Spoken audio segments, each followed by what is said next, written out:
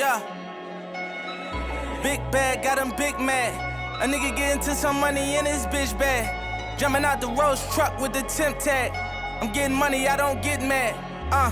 Ask a nigga in my hood, he gon' set it on stamp. And when them situations came, I came out like a champ.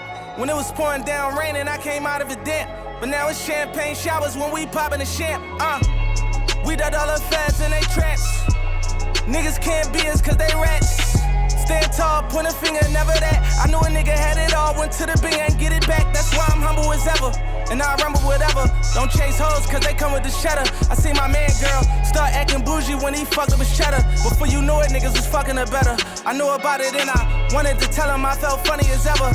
But when I told him, he went running to tell her. Damn. Remember I was down bad, I'm talking under the cellar. None of Rolls Royces come with umbrellas. For the rain and all the pain that we've been through. If you don't feed your wolves, they gon' put you on the menu. That's why I be with family and some boys that I've been new. If money determine loyalty, we cut you with against you. And I'll go against you, facts. Rule number one. Never count your homie pockets thinking you deserve it. Rule number two. Never trust a bitch that'll fuck you for some purses. Rule number three. Say you send that money shit, you better stop splurging. Cause when it's all said and done, and you back at the bottom, they gon' treat you like you worthless. Respect the game, fuck the fame. We millionaires, fuck you out. Oh yes, guys, it is Saturday. It is Saturday, ladies and gentlemen. Episode 304 of the Team Heel Podcast. What is up, ladies and gentlemen? It is Saturday. It is August, I want to say the 3rd. Yes, August 3rd, 2019, guys. I hope you're all having a wonderful Saturday. Even if you're listening to us talk right now about wrestling and shit like that on a Saturday night, bless your heart. Bless your fucking heart. Thank you all. Whether you're listening to us live on YouTube, whether you're listening to us on iTunes, Stitcher, Spotify, iHeart Radio, Google Podcasts, iTunes, wherever the fuck it may be, PODBEAN as well. Thank you. As always, guys, I am the fat fuck himself. I am that dork slayer himself. It's me. It's Steve.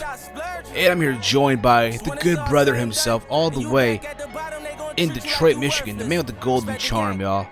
Big Mike. Big Mike, what's up, bruh? Yo, that was one of my favorite songs off of Championships. Me too, bro. Real shit. Yo, you know what it is, dude? One of my homies, yo. One of my homies, I follow on the gram. Like, he goes to every single fucking wrestling show, like, in the Northeast, right? But you gotta follow my homie. You can follow him on the gram at the... Fucking hell, it's crazy. It's my homie, but I forgot his fucking handle and shit. Here we go. You can follow him on Twitter, on the gram at the NY Indie CM Punk Kid. Right, my homie Mike. Ironic, right? His name is also Mike. So he goes to every single show. So when he does on Instagram, right? For every story, for on his stories, right? He'll post a show that he's going. He'll post a song with it, right? And even though he's like a punk, like he's a fan of like punk metal, right? He can also fuck with hip hop. He fucks with it too, and he'll always post a song and shit. I'm like, oh, cool, bruh, badass, yo. So there you go with that. Guys, thank you all for listening. Again, I know it's a Saturday. I know it's kind of weird that we're doing this show on a Saturday, right? Of all fucking days. I have a busy schedule, and it's, again, a lot of things are happening. Hence why the show is being done today on a Saturday. And thank you all for tuning in. But it's been a crazy week. Crazy fucking week that's been going on in the world of wrestling. Before we begin with anything, myself and Mike and everyone on the podcast, as well as the wrestling world, I'm pretty sure, want to take this time to give our condolences, thoughts, and prayers to the family of arguably one of the greatest NWA champions that have ever lived, 8-time NWA World Champion, WWE Hall of Famer Harley Race, the King Harley Race. He passed away this past week at age 76. And again, it's very sad, but I know the guy was going through a lot. And I can say that, you know what? At least now, he's no longer in pain. He's in a better place now. But again, it's a big loss for the wrestling world. You look at the people that we've lost already, and that's another one. It's sad. It really, really is. But when I think of Harley, keep this in mind. I did not grow up in the era of the NWA. I did not. I have a lot of friends that have watched, like a lot of the old heads, if you will, that have grew up in NWA era, that watch Harley race, right? Like one of my coworkers, like his fucking father grew up on Harley race. And he told me, like, yeah, yo, he was just heartbroken when he found out that Harley died. He could probably tell you about more matches about Harley race than I can possibly can, if you will. But from what I knew about him, from what I've watched and stuff like that, he was arguably, again, one of the top NWA world champions out there. Yes, you think of the NWA title back in the, you think of Ric Flair, absolutely, but at the same time as well, you gotta think about Harley race too.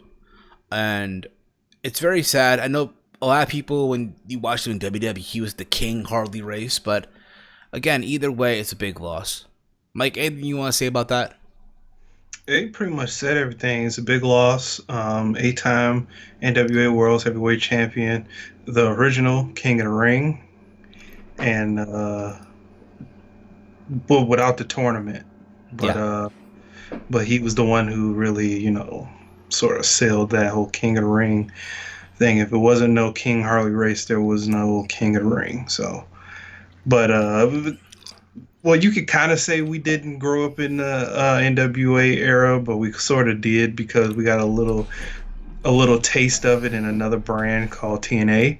But it's not the full-fledged NWA that was in the 30s, 40s, 50s, 60s, 70s, 80s. I hear you, bro. I get what you're saying, but when you think about it, right? When you talk to people about the NWA,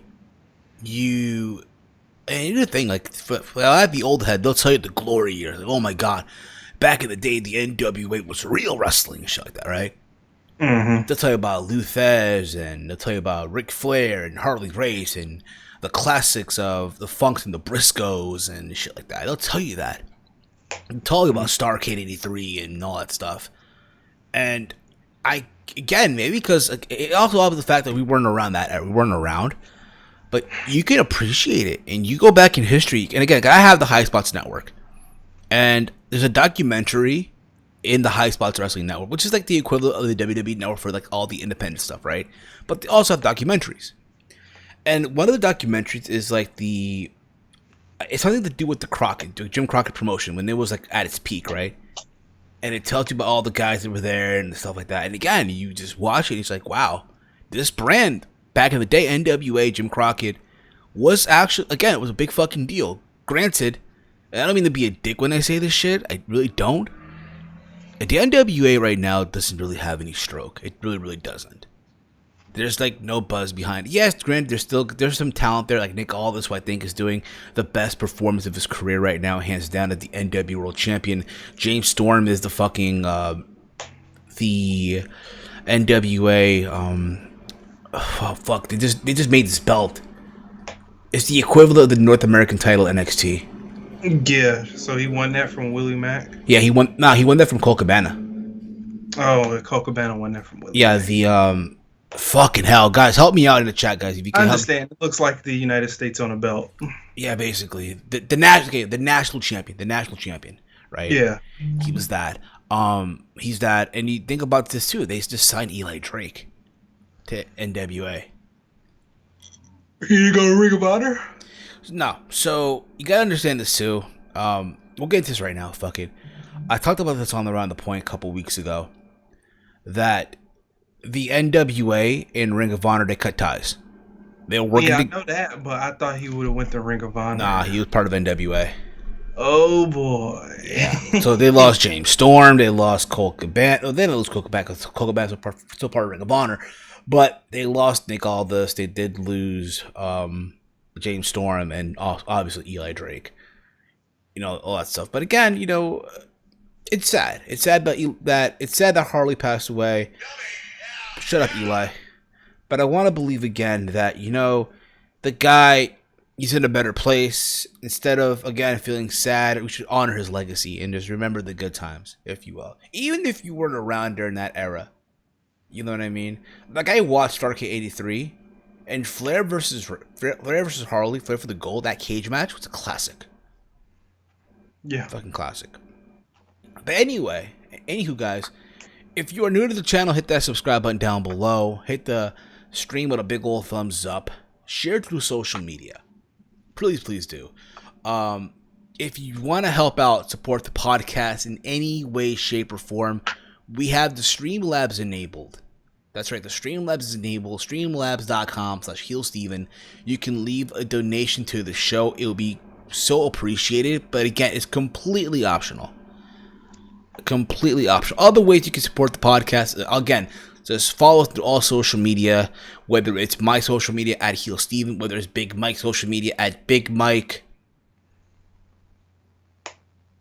Mike?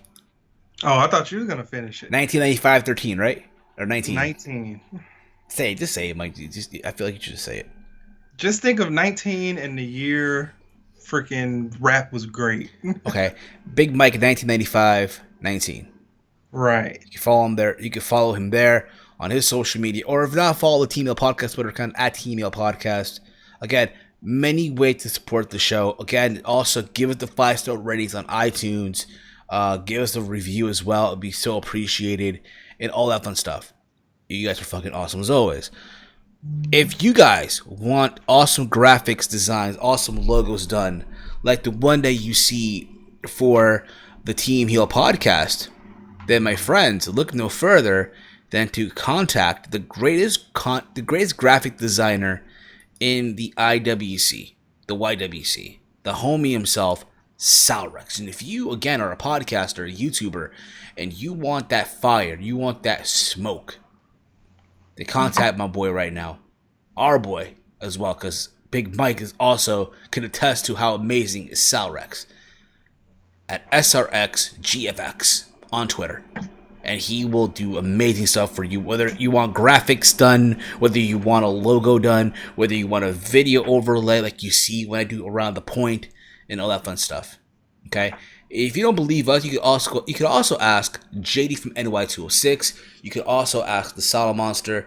Hell, you can even ask House of Glory and so many other people that have one time or another felt the magic of Salrex. Okayfabe, Joe Cronin, and so many other people as well. So hit him up on Twitter at SRXGFX. Tell him that we sent you and all that fun stuff.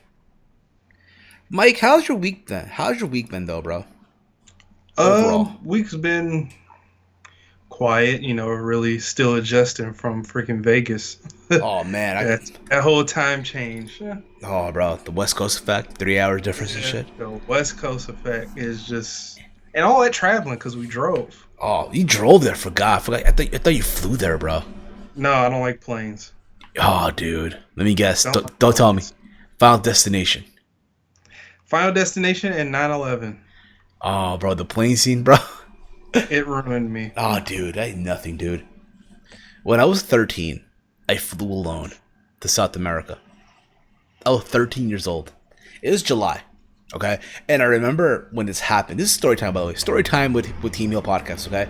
We'll get to the wrestling talk momentarily, you fucking dorks. So calm the fuck down, all right? You will get your wrestling talk momentarily, you fucking dorks. Calm the fuck down. Hold your fucking tits, all right? So, this was 2003, okay? I was 13 years old, right? And I flew alone for the first time to South America, to Peru, right? And I remember, again, I was like, scared, like, bro, holy shit, 9/11 happened, right? Final Destination, I ironically saw like weeks before that, so I was paranoid, like, holy fuck, right? So I remember that day that I flew out there, right? I had to make stops anyway. So I stopped at Atlanta, and then from there, get on a plane to Peru, right? But when I got to the airport, it rained. It was like a fucking storm, right? A fucking giant rainstorm and shit, right? So shit was delayed. So we got on the plane, right? We fly to Atlanta. Keep this in mind, I'm 13 years old, okay? We get to Atlanta.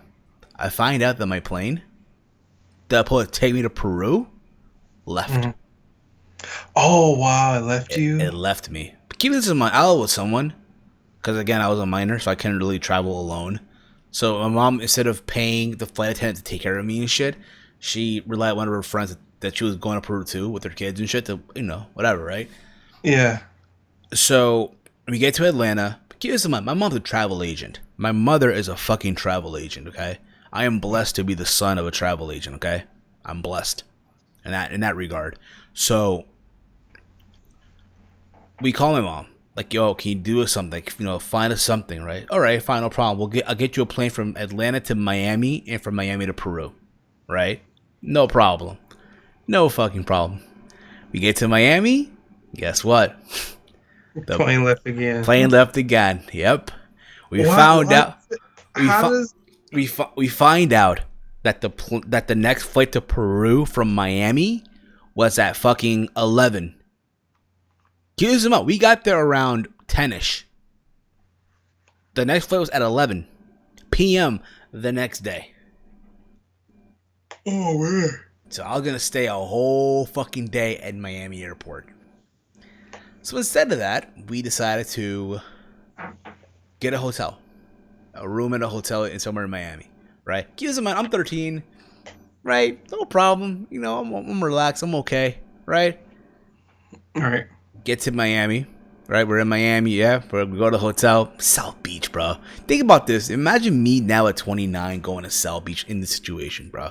Knowing that I have a whole day to myself in South Beach, bruh. So we go to this hotel. My mom tells me, hey, I got you guys an early flight, early morning and shit. No problem. Or early afternoon, right? Whatever. We get to the airport. We get on the plane. American Airlines, by the way. Oh, man. Yeah, you remember 9/11, American Airlines, right? Yeah, no. Yeah, man. I was fucking paranoid. Shit, man. The one airline I did not want to travel in, right? Fuck this shit, yo. Fuck this shit. We get on a plane. We fly out to Peru. We get there, and guess what I find out? What? My bags. Oh, no. Were still in Jersey. Oh, wow. So I'm in another country, right? I'm 13 years old. And my bags, my clothes, my boxers, my toothbrush, and all that shit is just back in America. Well, didn't you have to go through customs too? Yes. And did you have a passport? Yes. Okay. Was it on you? Or was it still on you? Yeah, bro. It had to be on me, dude. Come on. I had to travel with it. Like, again. Okay. So we find out that, okay, it'll get there in a couple of days. Those couple of days turn a couple of weeks. To a week. So you ain't had no clothes for a week. Almost no clothes. I'm 13 years old, dude. I don't know what the fuck is going on. Yeah. That's the next scary thing about planes. You can lose your luggage at any time. Bro, have you ever watched Meet the Parents, dude? Yeah. Remember the scene, bro? The fucking Ben Stiller like mixes his bag with another bag and shit, and it's a whole fucking pattern, right? Yeah. Right. Then fucking Robert De Niro opens the bag and he finds out that it's fucking drag clothes and shit. Right. Fucking hilarious. It's fucking hilarious, right? But that's neat. But again, that's around the point. Okay. Right. Let's get into the wrestling talk. I know people want to talk about wrestling, right? These dorks want that wrestling talk. So let's get into it. So let's talk about the elephant in the room, Mike. And no, we're not talking about Kayla Braxton. Not yet. Yeah, I want to save her middle last. So let's talk about the big elephant in the room, and that is about the good people over at All Elite Wrestling. Those motherfuckers did it again, bro. Congratulations. They sold out another arena, the Capital One Arena, the home of their TV tapings, come October 2nd when they go to TNT. So my question is, are they going to be live or is it TV taping? Because I hear taping. No, it's live television. I keep hearing taping. But because that's a old wrestling term. Even they say Raw and SmackDown is a television taping, but it's live television. Okay, fair enough. So it's like an old ism that hasn't died. Unfortunately, yeah. But it's the way. It's like why we keep calling them bookers and promoters, and nobody's really booking. Well, you book, but there's no really promoters anymore. I guess so. When you put it that way, I guess, right, Mike? When you put it that way. Yeah, because there's no territories. You just got CEOs of companies. There's no more promoters. Yes. So they sold out another arena at the Capital One Arena in Washington, D.C. Right, where the Wizards play. Yeah, where the Wizards play. Now, congratulations. Don't get me the fuck wrong. I think it's great. It's awesome. Good on them. We know one thing. People want to see this. At the same time, too, though, I want to ask this question. Will this keep on going? Will the chain continue? You get what I mean? That's the question that's gonna be answered in a couple of weeks. I said this. Listen, it's great. They're gonna be on TV on October 2nd. Now the question is, will they get that same audience that comes in? I'm not saying the same people that fly out for like All Out or Double or Nothing or shit like that. But what I'm saying is that same consistent number of people. Oh yeah, I know what you're saying now. Yeah, that is the question. Because they got to do it again because it's October 2nd, and now it's getting ready to be week to week. Yeah. Now they're not gonna do a fucking StarCast every single fucking week. Yeah, I know, but I'm talking about for like TV. You're starting a week to week television. They're gonna have to do this again on the. They have to do this again on the 9th. Yeah. On the 9th. And then on the 16th, the 23rd, the 30th. The 6th of November, the 13th of November. It's like you got to keep this up week to week basis. Exactly. It's not like a month in between and you get a full chance to get people, sold out tickets. Exactly. Absolutely, man. Absolutely. And we shall see. We shall see. And again, I'm happy for them. All the fuck you are. They've announced some matches already. Of course they did. They announced that you're gonna see they're going to crown the first women's champion at the TV at this October 2nd event. They've also apparently they showed a graphic of a title, which I don't think is the actual belt. I think it's just a thing for the graphic. I was just getting ready to ask you. I was like, did they show a little silhouette of the title? I hope not. I wouldn't mind if it looked like that. It looked very old school. You know what it looks like? It looks like someone went on WWE 2K, right? Yeah. The community creation. That's what it looks like. Some random. Speaking of which, 2K20, there'd be information coming out on August the 5th.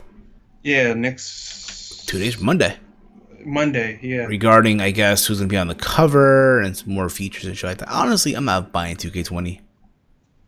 You're not? I might. I don't know. Honestly, dude, I'm probably gonna buy FIFA 20 and PES 20. That's Pro Evolution Soccer 2020. I won't buy it right away anymore. It depends on what the collector's edition looks like because I really wanted 2K19 collector's edition because it was Ric Flair. You got a replica WWE Clash ring. You got signed autograph pop vinyl of Ric Flair from the 80s.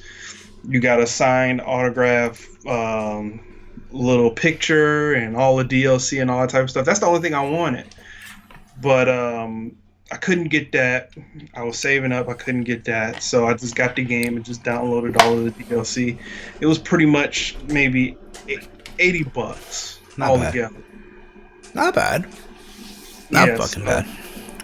I really wanted all the collectible stuff, but it depends on what the collectible look like because nobody bought the John Cena shit from 2K17.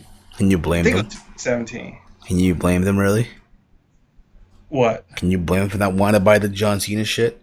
Yeah, I think as soon as people saw that it was a John Cena collector's edition, people was like, "Nah." And you can buy that collector's edition to this day. Exactly. At GameStop, and it's bad. I was like, man, they really didn't sell that shit out because it was John Cena. It happened, bro. It absolutely happens. But other than that, dude, there's been some comments. Also, they announced that it will be also Kenny Omega and the Young Bucks, the Elite, versus Chris Jericho and two guys of his choosing. Right. And also the main, I guess, what's going to be opening the show is Cody Rhodes versus Sammy Guevara.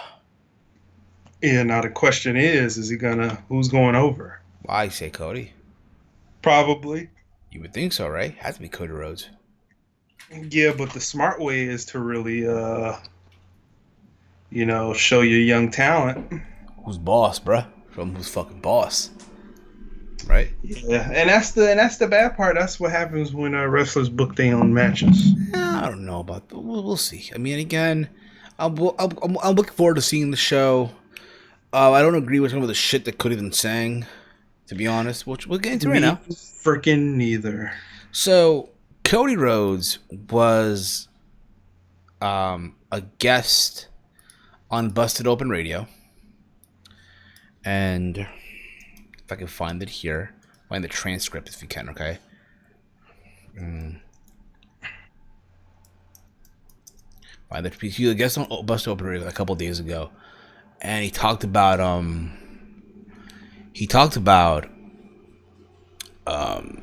basically about AEW and the TV deal and all that stuff, right? But more importantly, wanting to make AEW, like, his focus is not the casual fan. It's trying to just keep the focus on the diehard AEW fan base, if you will. Right, which is asinine. Basically. Like, you don't want to make new fans. So this is basically the transcript of what he said on Busted Open Radio. Again, this is just the quote, okay? You guys have heard the term casual fan, right? Oh, how are we going to get the casual fan? The term casual fan, honestly, I think I throw up a little in my mouth every time I hear it, Rhodes said. Because it's this vernacular to describe wrestling that is based on the Monday Night Wars. When the Monday Night War was over, they are not a thing. As in they're not happening here and now in the present. What's happening right now in the present, we can't determine what it is. It's something that's only history will be able to tell us. So my focus is always the base that built AEW. And the base, if you've seen it, you get it. And if you haven't seen it, it's just something that you have to see and feel. Bully knows what I'm talking about.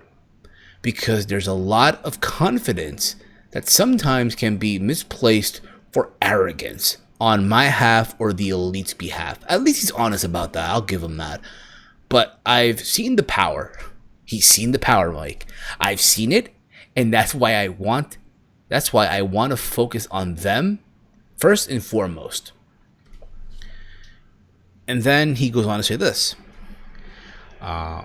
He stated flat out that he'd rather have a core fan base of dedicated fans rather than fans who hate to watch the product. This is what he said in quote.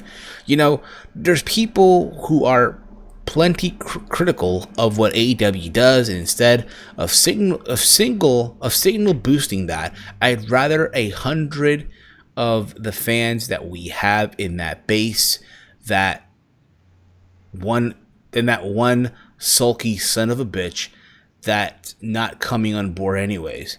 If that makes any sense, he said. You guys know that the first way to fail is to try to please everybody. But I gotta take care of the people who brought us to the dance in the first place.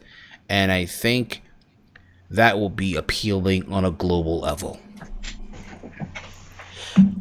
Here's the thing about it, okay? And I get what he's saying. I get it. I understand. Do I agree with him? Essentially? No. I don't. But I understand his point of view. Do I think that TNT is going to agree with Cody on this one? Fuck no, bruh. You gotta think about this too, right?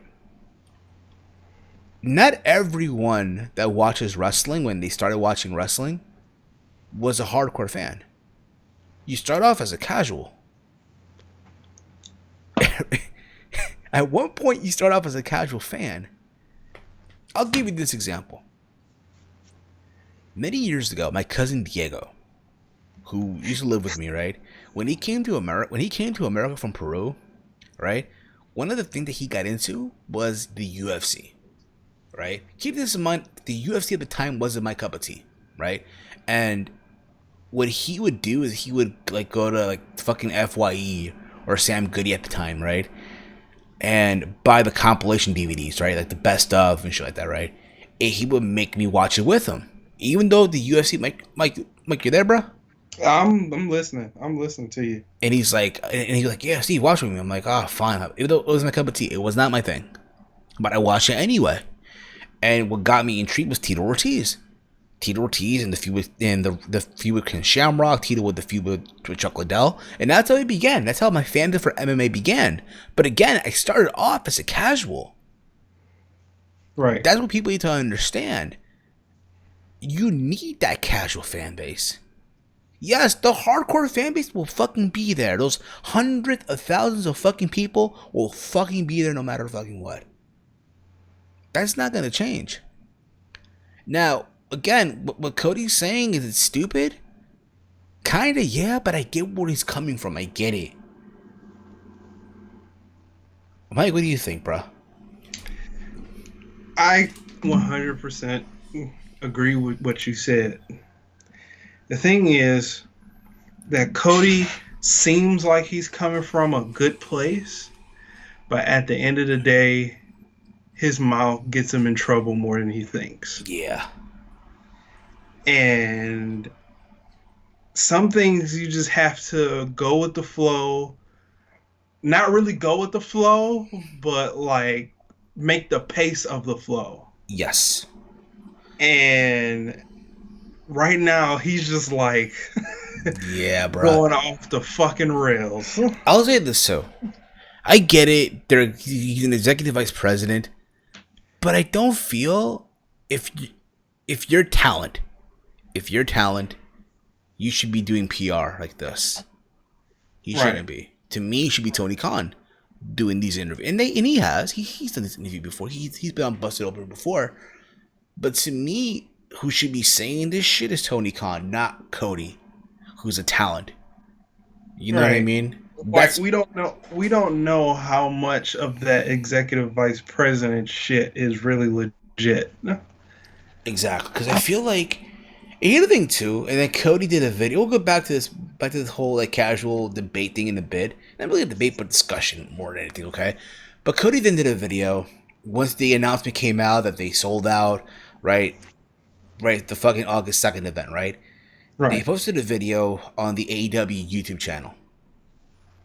And in the video, he takes shots at Vince McMahon. So you know, if you wonder what I'm talking about here, Vince McMahon at their at the last quarter annual like conference call, right? Right. Vince McMahon talked about AEW, referring to them as blood and guts. He's not sure if TNT will put up with the blood and guts, and I guess Cody got salty about it. In this video that he talked about Vince McMahon talking about AEW being blood and guts. Right. Basically. Now, if I can find the quote.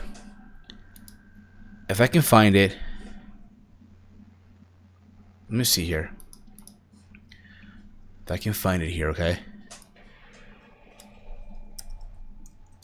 Mike, what do you think about that, though, bro? What do you think about it? I think this is another case of Cody meaning well, but getting his fucking ass in trouble. Okay, here it is. During the recent conference call at WWE investor, Vince McMahon made a reference to AEW featuring blood and guts, and now Cody Rhodes has responded to his former boss. In case you missed it, McMahon talked about plans to loosen up the family-friendly nature of WWE programming during the call and made a few subtle digs at AEW in the process. This is what Vince said in the conference call, and quote, "There will be something we do in terms of a direction of content. More controversy, better storylines, etc." Yeah, okay, bruh. Vince explained. But at the same time, we're not going to go back to the, quote, attitude era, and we're not going to do blood and guts and things of that nature, such as being done on perhaps a new potential competitor. He said, he also said WWE has graduated from gory crap. In the video for AEW promoting tickets for their October 2nd debut television show taping on TNT, Cody didn't shy away from responding and stated the following, end quote. Recently, there were some very public comments made about us where we were referred to as blood and guts. Blood and guts. And it was said in such a braggart condor that you would think that the person saying it felt that they were bulletproof. But I wonder, before they said it, if they've tasted their own words before they spit them out. Because the entirety of our business is built on blood and guts. Every man or woman who ever stepped foot in the ring, regardless of race, sex, color, creed, political affiliation, sexual identity, has felt blood and guts and passion. Because if we don't care, they don't care. So if you say we're blood and guts, I say bet your ass we're blood and guts. End quote. Okay. I'll say this, I watched the video. Thought overall the video in the background was very well done. Okay. My only issue is, bro, like, yo, you should, if you're a company coming up, and again, I am no one, I am nobody to say what he should do, but I'm going to say this right now. You should not let the small shit get to you. You should not. I think your focus should be, hey, let's make these TV shows the best shit out there. Let's not worry about Vince McMahon. At the same time, too, whether people like it or not, oh, Vince is being salty, this and that, and, you know, Vince can say this shit, though, bruh. Think about it. Say what you want, bro. Yes, the direction of WWE right now is in the shitter. Let's keep it real right now. Let's not sugarcoat it right now. They're doing a lot of stupid shit, but goddamn, yo, god fucking damn it. Say what you want, but they're still top dog. They're still top dog, and they can look down at everyone else because they can. True. Now, again, if you're Cody, I feel like, honestly, if you're Tony Khan, I get it, because Tony Khan, he's this big giant fucking mark that his parents spent money. And again, I genuinely want AEW to succeed because of Tony Khan. I seriously do. Tony Khan comes off like the most genuine dude out there, bro. Right. But at the same time, though, I really feel like dude should really put his foot down on some shit.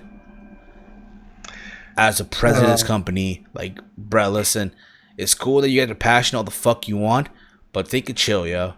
Seriously, take a fucking chill. Cause I feel like they're just filming shit and just putting it out there, and woohoo, we'll get a reaction.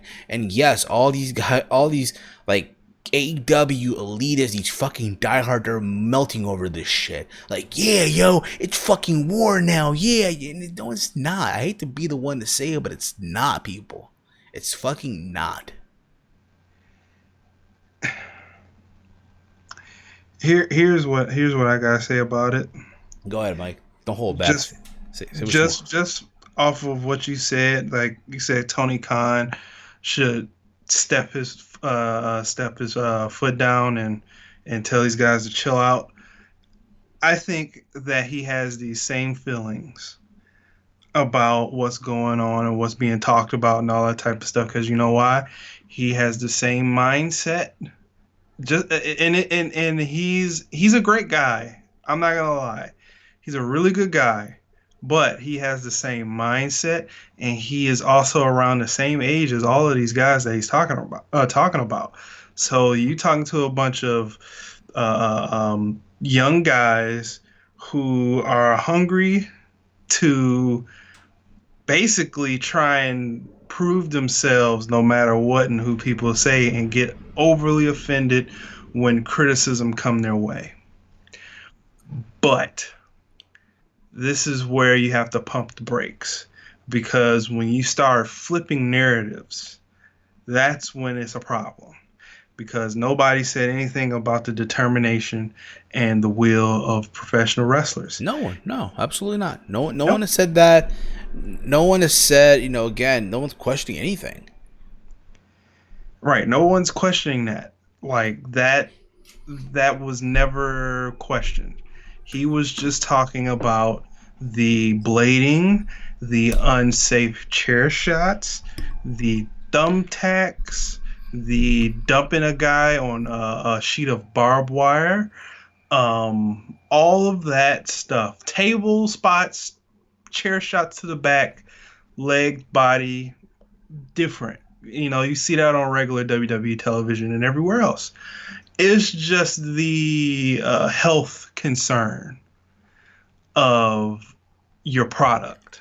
That's where he is saying we graduated from that because we don't have to do that anymore. Yes, we pull it out every once in a while, and when people want WWE to do that, they are shitting on it when they do because they see AEW is doing it off rip and they think that they are copying, and that is far from the truth. And that's where these idiots piss me off. Because that's not like, you were wanting this shit one way, and then you get it, and now you think, oh, they're only doing that because they're doing it. Of course. What the fuck do you want then? Honestly, as a wrestling fan, what do you want? That's what's pissing me off about this whole AEW WWE shit. Fans are splitting and blindly giving opinions that are false. Yeah, I'll give you that too. I'll give you that one too. I think that again, we have to wait and see what happens. That's my take on it. Listen, I want AEW to have success. I want them to succeed. Here, think about it too, and we said this a couple episodes ago. And not everyone that's critical about AEW doesn't mean that people wanted to see it fail. Again, when we criticize it, when I criticize, when Mike criticizes, when Chase criticizes it, when Joe Numbers and Anthony Missionary Thomas and John Draper and everyone over at Wrestling Soup, when we criticize AEW, it doesn't mean that, we want to see it fail. No, bruh. Because I've seen Joe Numbers on Twitter tweeting some stuff out. And again, keep this in mind too. Joe Numbers is also in the wrestling business. So he sees the quote unquote power that Cody's talking about. He works on the independent circuit too. So he knows the power, if you will. He sees it. So when Joe tweets shit out, it's not, Joe's just tweeting shit to be a fucking bully. No, because he knows what the fuck is going on. But doesn't mean that, oh my god, we want to see the fucking company fail. No. We want it to succeed. The difference is, though, we're not going to fucking melt over every single thing that fucking Cody or the Elite say on social media or out there, whether it be whether it's on, again, a conference call or on Twitter or on a podcast show. We're not. All right. You get what I mean? Like, right. But back to this whole casual fan thing, bro. How stupid it comes off as. Oh, and that totally flew off my mind. I was going on one point. The casual fan shit. Listen, if you don't want to make new fans, then good luck growing your brand. Yeah. Because, like you said in the beginning, everyone starts out as a casual. And that is not a term from the Monday Night Wars. That's been used forever. Like, forever. Even in pro wrestling. When it was the Hulk Hogan era, you had casuals then. Like, legit. Like, people, like, even you could say, I never seen Hulk Hogan wrestle, but I know who he is. That's a casual. That is a casual. Like, when Hulk Hogan left, they left. Because they were casuals to Hulk Hogan. But they were fans of him, but they were casuals. They didn't like the full product. They just liked one guy. Of course. But if you don't want to have attention to them, like, you're going to get casuals regardless of what you're doing. Because people are going to be flicking through the channels, not wondering why, what's on TNT now. They play Star Wars marathons, wondering why the Star Wars marathon ain't on anymore because you took up the spot. They're going to watch, and if they like, they're going to be intrigued, and they're gonna try and watch next week because they're a casual. Yeah. And if you keep them coming, then they're gonna turn into a hardcore. And that's the thing too. The goal with episode 1 is, hey, let's get fuckers to tune in next week and not leave after 2 weeks. No, that should be the job. Yes, granted, I get it. Those people, the diehard the indie dorky fan base, they got you to the fucking dance. They did a smart thing with that, marketing that art. That's smart. But understand this shit again. This isn't fucking dorky TV. This isn't Smart Network.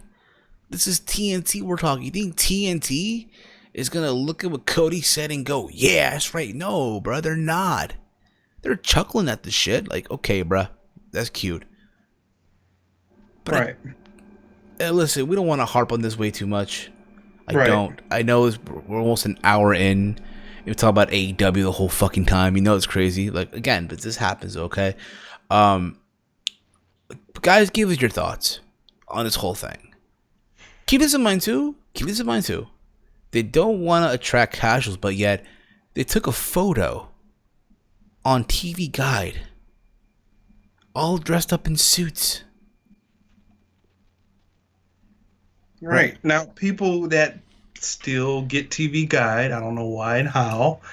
I don't even know how you even go about getting a TV Guide nowadays.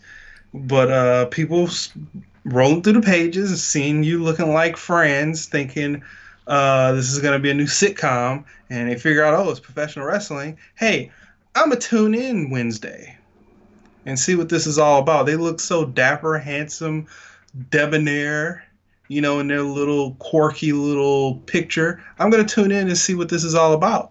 And they look at it. You just bought in a casual. Yeah, and other than that too, also in the news, they signed Marco Stunt to a deal.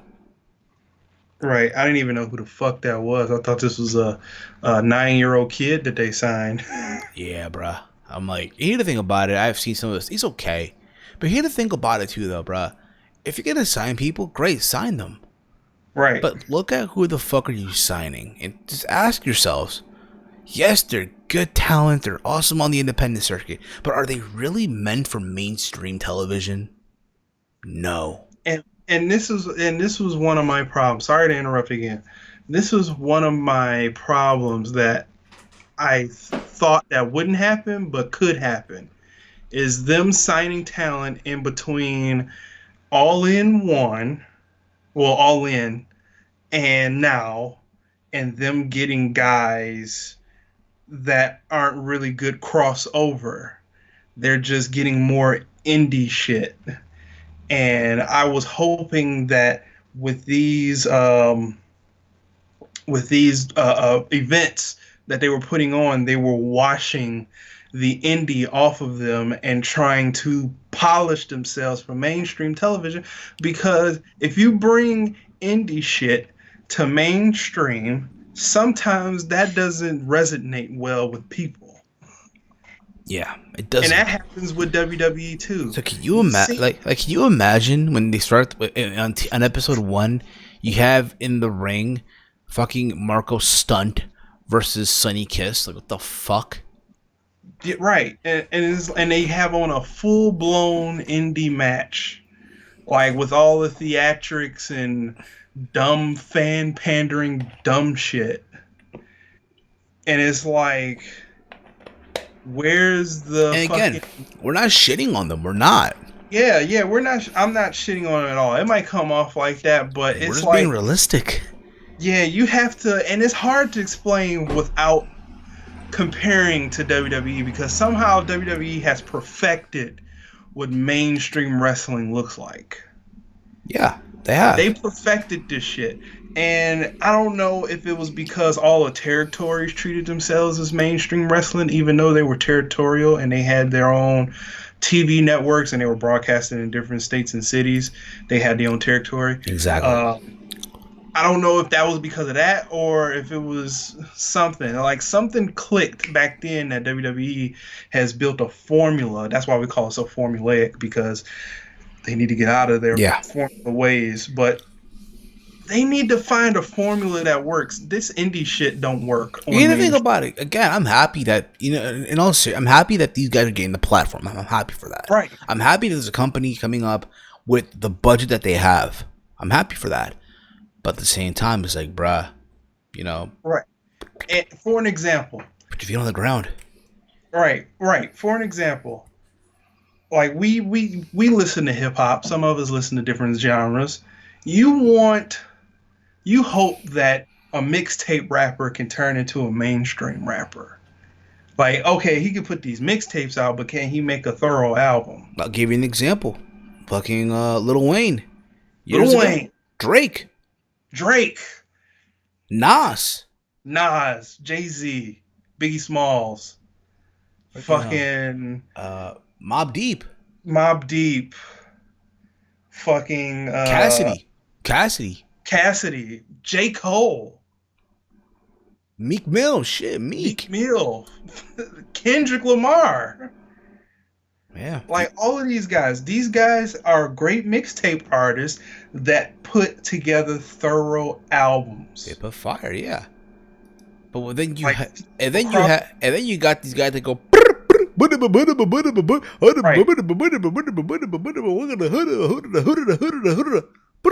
SoundCloud dummies that deserve to just stay on SoundCloud and don't even touch the last thing this world needs is another SoundCloud rapper, okay?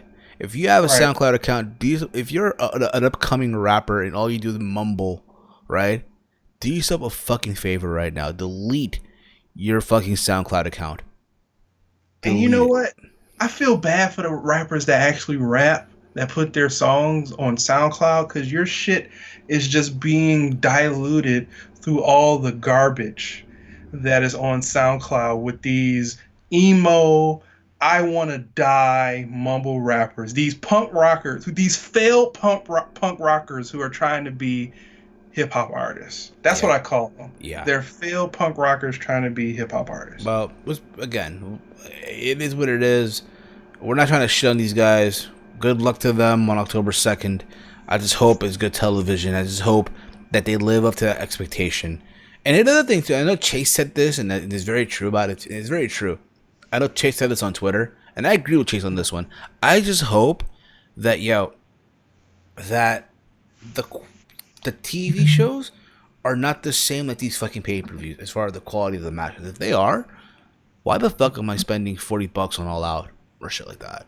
Right. If I can see a match that is the same quality as the pay-per-view, I'm not buying your shit no more. Yeah. Read the comments here. Metal Skull writes here, Cody picked an argument with CM Punk on Twitter. I don't recall. WWE does want CM Punk back. Big Fresh Matt right here. It's a huge mistake to not try bringing in casual fans. There's just so much money in the niche fan base will spend on their shows. It's gonna hurt AEW down the road. And exactly. Let's move on, guys. I know there's so much to get into in the world of WWE and all that fun stuff, but also in the news this week, What Culture Pro Wrestling Defined has shut its doors. You heard about that? What happened? So you remember What Culture, right? Yeah. So they had a promotion. Oh yeah, it was What Culture Pro Wrestling, didn't turn into Defiant. Yeah, so they closed their doors today. They closed their doors. Wow. Really? Yeah. They put a statement on the internet. I'm trying to find it right now. So that's why I was seeing a lot of fucking What Culture Pro Wrestling clips on my YouTube and Twitter. Yeah. That's why, dude. I didn't know that, because I stopped watching it once the What Culture guys that we known to be famous left and started Cultaholics. Yeah, I know. And they changed What Culture Pro Wrestling to Defiant just to get the wash off of that, because it was them and not all of that. So yeah, that's unfortunate. Yeah, I'm trying to. This is what they posted. I was watching that religiously, actually. So this is what they posted on Twitter. End quote. This was tweeted actually on the 1st of August, by the way. Okay. End quote. It has been an absolutely incredible journey over the past 3 years, but it's with a heavy heart that we today announce that the journey must come to an end. To each and every one of you who worked on a show, attended a show, and watched, thank you. And you gotta think about this too. When you think about it, it had to come down to the fact that everyone's getting signed. Yeah. A lot of these guys are getting signed. It's like, who else do you have? You know what I mean? Yeah, but they were like, I think they were doing a little bit of homegrown, and then they eventually got, wrestlers, like established wrestlers on. Because if it wasn't for Rock Culture Pro Wrestling, I wouldn't know who Killian Dane was, but at the time, Big Damo. Yeah. I wouldn't know who he was. And again, you look at Defiant or Rock Culture at the time, again, they were doing good shows. And remember, they were victims of the whole, remember the adpocalypse that happened in the YWC? Remember when wrestling wasn't they were getting demonetized. Yeah. Ad revenue was coming in. Yeah. And Adam Blampier went on a fucking rant trying to get it back, trying to get it remonetized, and a lot of the big YouTubers, right, fucking did an advertisement trying to get this shit happening. And again, to each of their own, you know what I mean? I just feel like it was pity on them because, like, bro, you guys are already making money. You already have followers. You already have subscribers and shit. All right. It's basically the big channels that have the platform, that have the audience already, that are not even suffering. They're getting paid regardless. They're getting fucking paid. They got Patreon. They got all these shit. But yet here are the small channels, right? The small channels that aren't even fucking making a dime. Yeah, barely even scraping $2. Exactly, at the time. You know what I mean? And even now. Exactly. So again, there was that. But again, so much memories from there. Again, I've seen some of their shows. I've enjoyed it for what I saw. A lot of the guys, again, that you see on WWE UK or NXT UK are part of, or one time part of What Culture Pro Wrestling, now then became Defiant. I remember Austin Aries took the Defiant title to Impact Wrestling when he was doing the whole, like, the belt collector gimmick and shit like that. Yeah.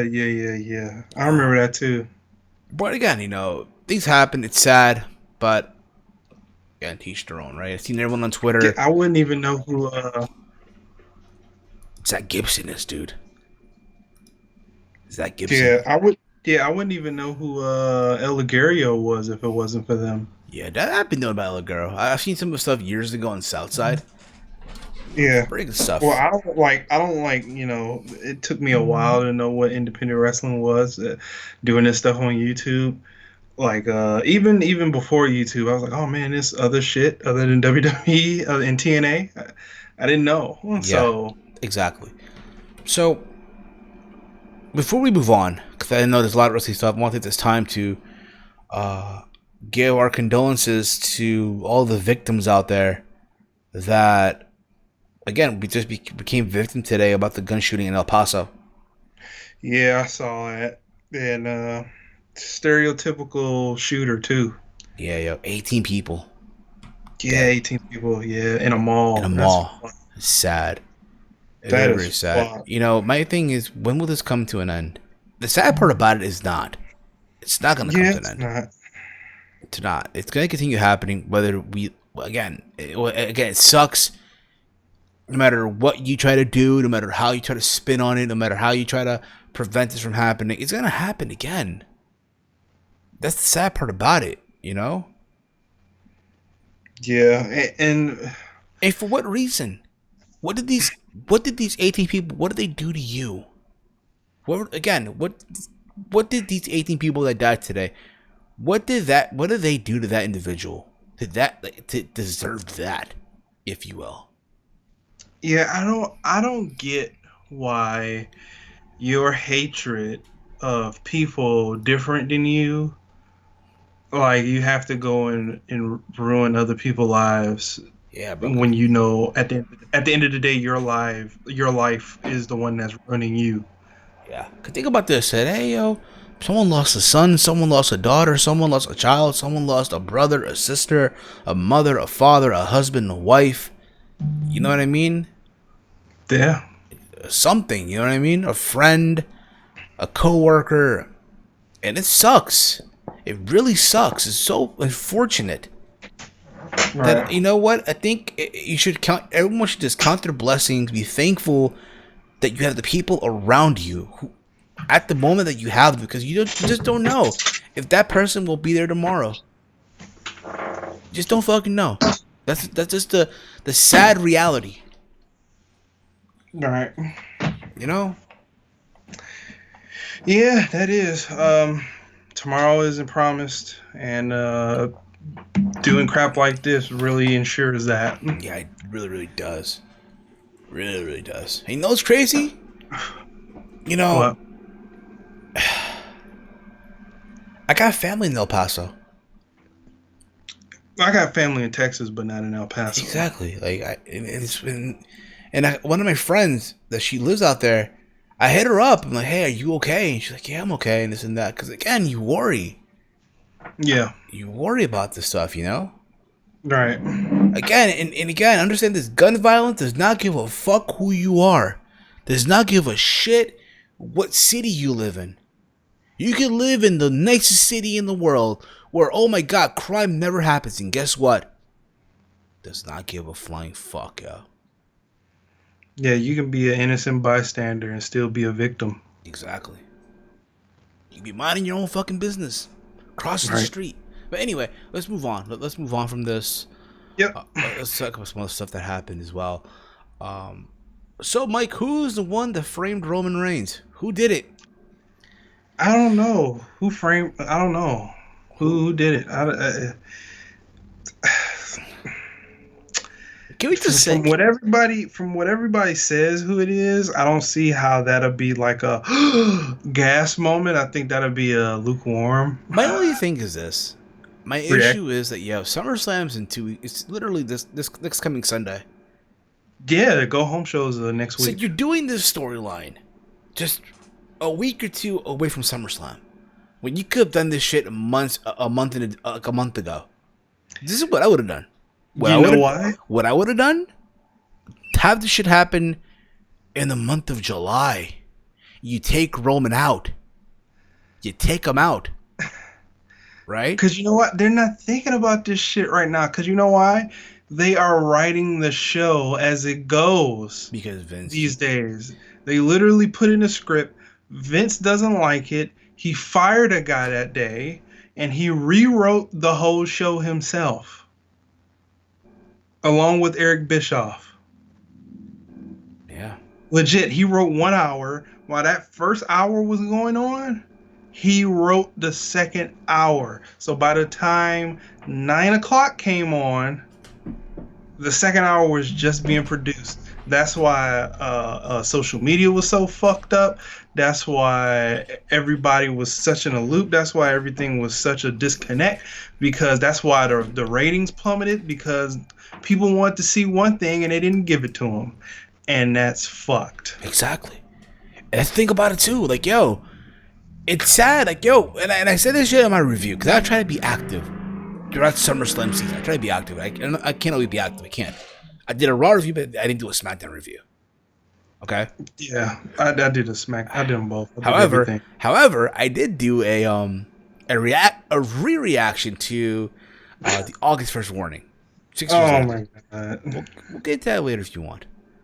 I don't want to get into it. Okay, that's the point. We reacted to it a year ago on the podcast. Okay. Point is this, okay? The point of the matter is this, okay? Is anyone, in all seriousness, is there anyone out there that's so invested in SummerSlam right now? I gotta know this. No, there isn't. You know it's sad? When the biggest thing on the program right now, the biggest feud, is Shane McMahon and Kevin Owens. And I love Kevin Owens. I love the guy. But damn. It's sad. You know what I'm tired of? I am tired of every time Kevin Owens either doesn't get his way or he's booked in a conundrum. At the end of the day, he has to quit. Why does he have to quit?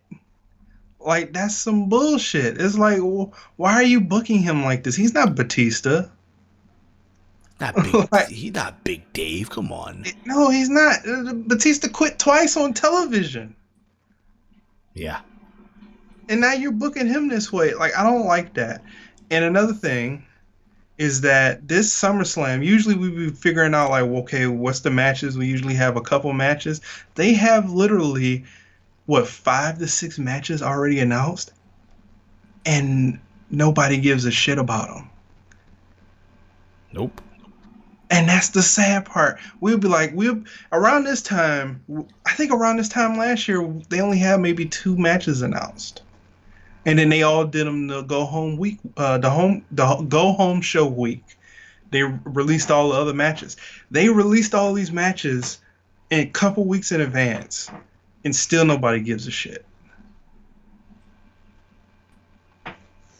And that's sad. Exactly. Like, the only things that haven't been announced were the tag team matches. That's it. Yeah. Everything else is set. But my thing is, again, they had so much potential with this whole thing with Roman, with the attack, right? Right. But yet they rushed the shit. Not even that, but they just put it out there 2 weeks before SummerSlam. Now, on the go home show, we're supposed to find out who did it. And apparently on Twitter, they forklift incident. What happened? Say it again. You broke up. It was a forklift incident. Yeah, it looked like a forklift when it happened because it was moving. It moved and then it fell. I was like, okay, that's a forklift. So somebody's driving something.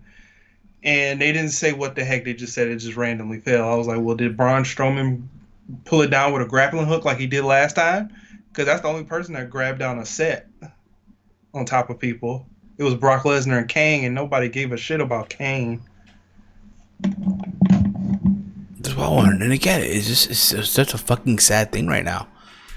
It is. And they shot that shit on the fly. They just like, shoot it, let's see it, okay, let's put it on the air. That's why it was horrible. And then don't get me wrong, we'll also we'll get into also we'll also get into the whole Caleb Braxton shit momentarily, okay? Reading the comments here, Metal Skull writes here, WWE doesn't want CM Punk to signing with AEW if AEW convinces him according to Wrestling Cup. We're past that already, my man, but thank you, though. We're past that. Eli Band, what's up, Steven? What's up, Mike, as well, bro? Daniel Bryan, I think they did. I think he did. I mean, it could be Bryan. I mean, Bryan's been quiet, right, with this whole, like, his big announcement and shit. He's been quiet about it.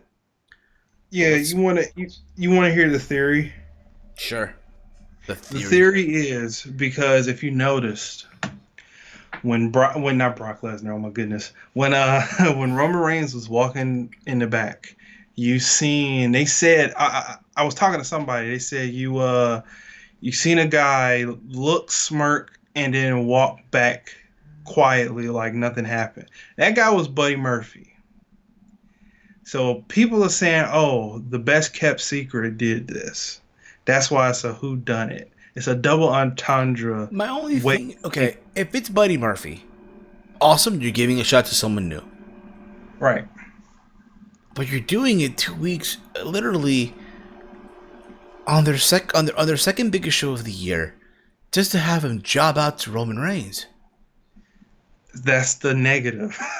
Actually, there's no positive to it now, being Buddy can Murphy. you imagine if he beats Roman at SummerSlam? Now, that would be surprising because outside of the Undertaker match, he literally lost every match. I would lose my shit. I would lose what? But anyway, we'll see what happens with that. Also, it's announced that at SummerSlam, it's going to be, per SmackDown Live, right? It's going to be Dolph Ziggler versus The Miz. But rumors going around now that it's going to be Goldberg stepping in to face Dolph Ziggler at SummerSlam. Right. Okay. And not the legend I want. I'm sorry. Right. Not the legend that I want. But at the same time, it's like, yo, do you think about this, right? You gotta feel bad for Dolph. he comes back, right, to fill in for Kevin Owens because Kevin Owens did not want to go to Saudi Arabia, right? He's in this program for the WWE title, right? And now, just to get jobbed out in 30 seconds or 40 seconds to fucking Goldberg on your second biggest show of the year. I don't feel bad for Dolph. That ship has sailed 2 years ago. True that. I don't, because number one, I was waiting for him to leave 2 pay-per-views ago. So 2 pay-per-views ago, he should have been gone, and he just kept coming out. He kept coming out on television, and it's like, why is Dolph Ziggler still in a part of storylines? Why doesn't he have like a comedy show to look after? Like, why is he still on here? I don't care. I don't care to look at him. I don't care to hear his music. I don't care to hear his promos. I don't care to see his wrestling. It's all the same with slight improvements. I don't care. I don't. And he always goes so far. He seems important in one feud, but that feud ends up being nothing, and then everything else is nothing from the start. It's just nothing, and then you don't want to see him anymore. Yeah, I hear you on that. Also, did you hear the part The Rock is retired? Who? The Rock is retired, apparently. The Rock ain't shit. The Rock ain't shit. He ain't nothing. He ain't no fucking retired. Apparently, he did an interview. He's like, yeah, he's retired. He ain't no retired. Man, we'll see, man. I'm pretty sure if the Saudi Prince has his way, he'll throw some money out there. It's not even the Saudi Prince. He's gonna want to go in the ring again. He's no retired. If he was retired, then even though Time couldn't do this because he had his premiere the same night as Raw Reunion, so he couldn't do that. That's understandable. But he's not retired. I hear you on that. I hear you. He's not retired. No wrestler is fucking retired. I'm sick of that. No wrestler's retired because they ended up doing indie events that do a couple spots. They do signings. They show up on television each and every other way. No wrestler's retired. Not Shawn Michaels, not Triple H, not Hulk Hogan, not Ric Flair, not Dave Bautista, not Ricky Steamboat. Ricky Steamboat just did a fucking crossbody on somebody recently. I heard about that. Yeah, an indie show, right? Yeah. He's not fucking retired. Nobody's retired. You are only retired when you're 6 feet in a grave. Or in a hospital bed. In professional wrestling. Yep. Sorry to be that harsh, but that's when you are. No, you're wrestling not. is like the mafia. You're not harsh, bro. You're not harsh at all, man. I hear what you're saying, dude. Yeah, no wrestler is retired because they can come back and they can make money and do whatever they want to do. No wrestler's retired. Not even CM Punk. CM Punk's not retired. He just don't give a shit. Yeah, man. Exactly. And we're back here. There we go. Sorry about that. Not here. I just had a little issue here with the Skype, but we're good. I hear what you're saying, though. Oh, okay. I hear what you're saying. Yeah. Also, in the comments here, Ziggler needs new music, the whole new character, but sells good. And you're right, Ziggler should go to leave for AEW. I don't know about that. Who should go and leave for AEW? Dolph Ziggler. Dolph Ziggler? No. Nope. Moving on here. Also, we find out that it's going to happen at SummerSlam, dude. The one match I am looking forward to on the show. Trish versus Charlotte. I will only look forward to that match if she shows up on SmackDown that I'm going to. I'm looking forward to that match, believe it or not. I'm looking forward to it, too. I hope it doesn't disappoint. I think it won't, dude. You can make the argument, they're throwing Charlotte a bone for not winning at WrestleMania. Well, really, Charlotte hasn't really been doing anything on the last few pay-per-views. She hasn't had a match. Come on, bro. She's putting over Andrade in the bed. Come on, man. Well, that's a different match. That's the naughty match. Naughty match, yo. Yeah, I'm sorry, yo. He's winning. Yeah, I know he's losing in matches, but yo, he's winning at Hardy. He's winning, yo. Yeah, every time I see a photo of them backstage or on vacation at a restaurant or something like that, I'm like, oh man, he's plowing the shit out of that. He's plowing it. Nah, dude. The fact he's saying plow, so apparently, do you follow do you ever watch a video from Eat That Pussy 445, bro? EDP. Yes. So apparently, one of my friends, I think he like quote tweeted a video from his from like back in the day, the top 200 porn stars, right? Oh And, yeah, I watch that video all the time. but then I remember he did a video a couple years ago when Lisa Ann retired. Oh man. And in the video, talks about how the countless time he would plow his own shit, just watching fucking Lisa Ann just get fucked in the ass and tits. It's just so funny shit though. The fact he said plow was like, yeah, I remember that shit now, bro. I wonder how he felt about her coming out of retirement because she's back. I know she's been for a year. She's back. She's all right, bro. She's okay now. She still got it. She still got it. Yeah. Leo Rush returning back. Yeah, sure. Okay, we'll see about that. Who? Leo Rush. What about? Oh man, I haven't heard that name in ages. Neither I wonder have what I. he's doing now. Probably released low key, quietly though. Quietly released? You think so? Why? I mean, why would they keep him around? Let's see if he's still on the roster in WWE. Go give it a check, man. Give it a check. I will give it a check. Triple Mania is happening right now as we speak. I know Cain Velasquez is having his match right now with Cody. I'm not watching it, obviously. I'm not watching the show. He's fighting him. He's fighting Cody? Yeah. Is he tagging with him or is he just a one-on-one? He's tagging with him. Oh, fuck that shit. He's tagging with him. I know Kenny Omega and the Bucks are teaming later on the night of the show and shit like that. What was he on Raw? Yeah, he's on Raw. Number 205 Live, Mike. Raw and 205 Live. He's still on the roster.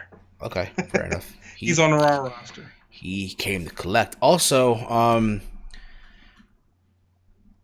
let's get into the show. Let's get into this whole let's get into it, bro. Kayla Braxton today on Twitter. Oh man, you start this shit off. If we have to, bro, might as well, right? Yeah. I don't want to, but fuck it, man. At this point in juncture, you know what I mean? Yeah. Kayla fucking Braxton, bro. Listen, I think she's beautiful as all hell. No one's denying that. But this girl needs to really know when to shut the fuck up, yo, for real. I'm sorry. Mm-hmm. I'm sorry, yeah, but she needs to really learn when to shut the fuck up. Yes, she does. If there's ever contradiction if there's a definition of contradiction, if there is in the dictionary right now, her picture's in it right now. Seriously, dude. She's beautiful. Don't get me the fuck wrong. Chase is still on. Yeah, we're still on, Chase. I'm adding right now. I'm adding you now. Oh, I need to hear some Chase opinions. Adding you now, bro. Adding you now. Oh my god, this will make my night. Oh my god, Chase is gonna be on right now, bro. Holy shit. I need these opinions right now. We need the Chase on the show right now. Chase Oliver. Man, Chase is the reason why I'm so unfiltered right now. Oh man, yo, for real, yo. I want to hear thoughts on AEW. I want to hear thoughts on all this shit, man. Adding him onto the show. Hopefully. I want it to be a little. Chase, what's up, brother? Calling Chase right now. Oh, he's on. He's on. What's up, Chase? Nothing much. Just enjoying this beautiful Saturday night. We watched America's champion defend his UFC title tonight, so it was pretty entertaining. Very entertaining, indeed it is, bro. Indeed it is. We're just talking about some stuff here. We just spent an hour talking about AEW. I wish we had my favorite company of all time. The best. Yeah, we talk about the fact that you know Cody talking about casual fans and blood and guts and how they sold out another arena. Oh, that's good for them. You know, they're on a positive track. I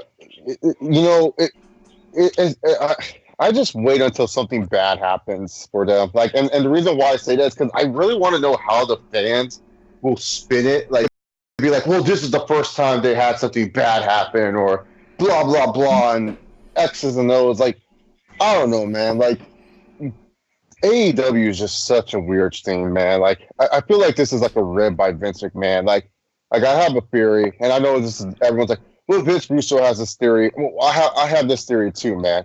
So I have this theory that Vince, he was bored. He doesn't want Hunter to take control of the company. And so what does he do? He contacts Timmy Khan, or Tony, as we know him, but Vince knows him as Timmy. Yeah. Vince doesn't know his name. Vince's like, where's that weird con kid that was calling me the other day, saying that he wanted to start a promotion. And then on, Tony? Oh, Tony, yes, I'll call him.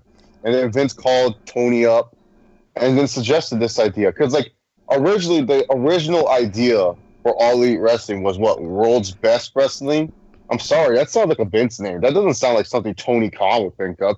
Like, Vince would be like, hey, you guys would be the opposite of WWE. You'd be the world's best wrestling. WBW. I don't know, man. Like, it's interesting. You know, Cody... I really don't know what AEW's plan is. Like, besides give me good wrestling. Like Steven, can you explain? Like, what is their plan? What makes them different in ROH? I don't know. I think the notion is that, hey, we are what they were supposed to be. We just have a bigger budget than them. That's what it is. Let's take money away from it. What makes them different than wrestling that I see now? Like, honestly, there's nothing different. Nothing. Yeah, exactly. It's all the same, dude. It's all the fucking same. Yes, there's good wrestling out there. There is. And we said before, listen, we're happy that they got this platform on TNT, all the fuck you want, but it doesn't mean, and I said this earlier, that not us or you or our good friends over at Wrestling Soup, we're not gonna fucking sing every single praise they fucking do. Oh, yeah, you know, because good for them that they're getting their show sold out. Like, that's awesome to hear. But it's just like, every time they do it, everyone has to make a big deal. Like, they sold out a show, man. Wrestling doesn't do that nowadays. It's like, oh, well, you know, yes, that's true. Maybe it's a miss, but do we have to celebrate every time they sell out? Like, do we have to act like it's a big deal or a revolution? It's not. It's just wrestling's just selling out. It's just AEW selling out. Good for them. They are going to markets that have hardcore wrestling fans. Like, people are going to be like, DC is not hardcore. Shut up. Y'all disrespect that Baltimore market. Y'all disrespect that East Coast market. That Baltimore is not that far of a drive for someone in Philadelphia and so-and-so and other places to go over to watch a game. Like, not watch a game, watch a wrestling event. Like, look at Redskins games. Guarantee if you watch a Redskin or Eagles game, Redskins versus Eagles, guess what you're going to see? You're going to see the Redskin, more Eagles fans than Redskin fans. And that's just the truth. You know? So that's why people forget they're placing themselves in markets that are really good. Like, I want to see how they do in, like, Fort Knox, Indiana, or like freaking like a Wyoming. small-ass town. Yeah, Wyoming. Like show me those. Show me how you sell out that place, because that's going to be interesting to me.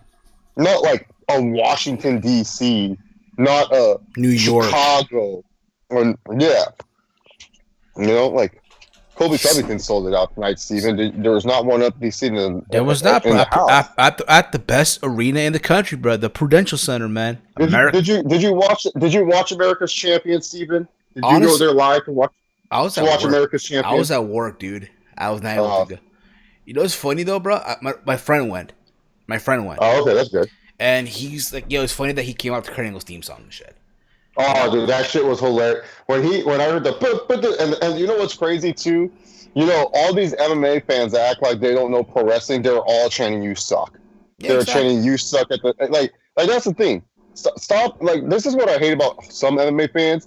When they are like act like they never watched wrestling, or they try to act tough, like, oh yeah, this shit's fake. That's for pussy. Like, okay, take off your old ass tap out shirt or your Death Clutch shirt. Stop fucking trying to act like you're some tough guy now that you have Reebok sponsoring you and you're wearing Reebok gear. Just freaking go ahead and just admit you used to watch wrestling back in the day. Like, who cares? Like, it's not a big deal. Like, all the most popular UFC fighters, what are they? Wrestlers. Like, they're characters of wrestlers. Like, and not for nothing. And I said this on Instagram at Heel Steven, by the way.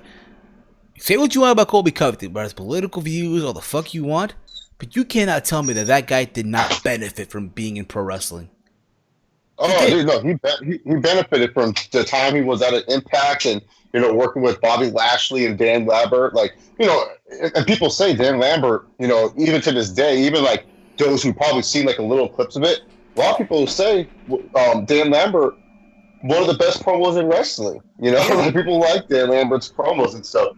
And, MMA and wrestling just go hand in hand. And I won't be surprised, Steven, if Chris Cyborg isn't a shocking signing for, either a WWE, AEW, or a company coming up.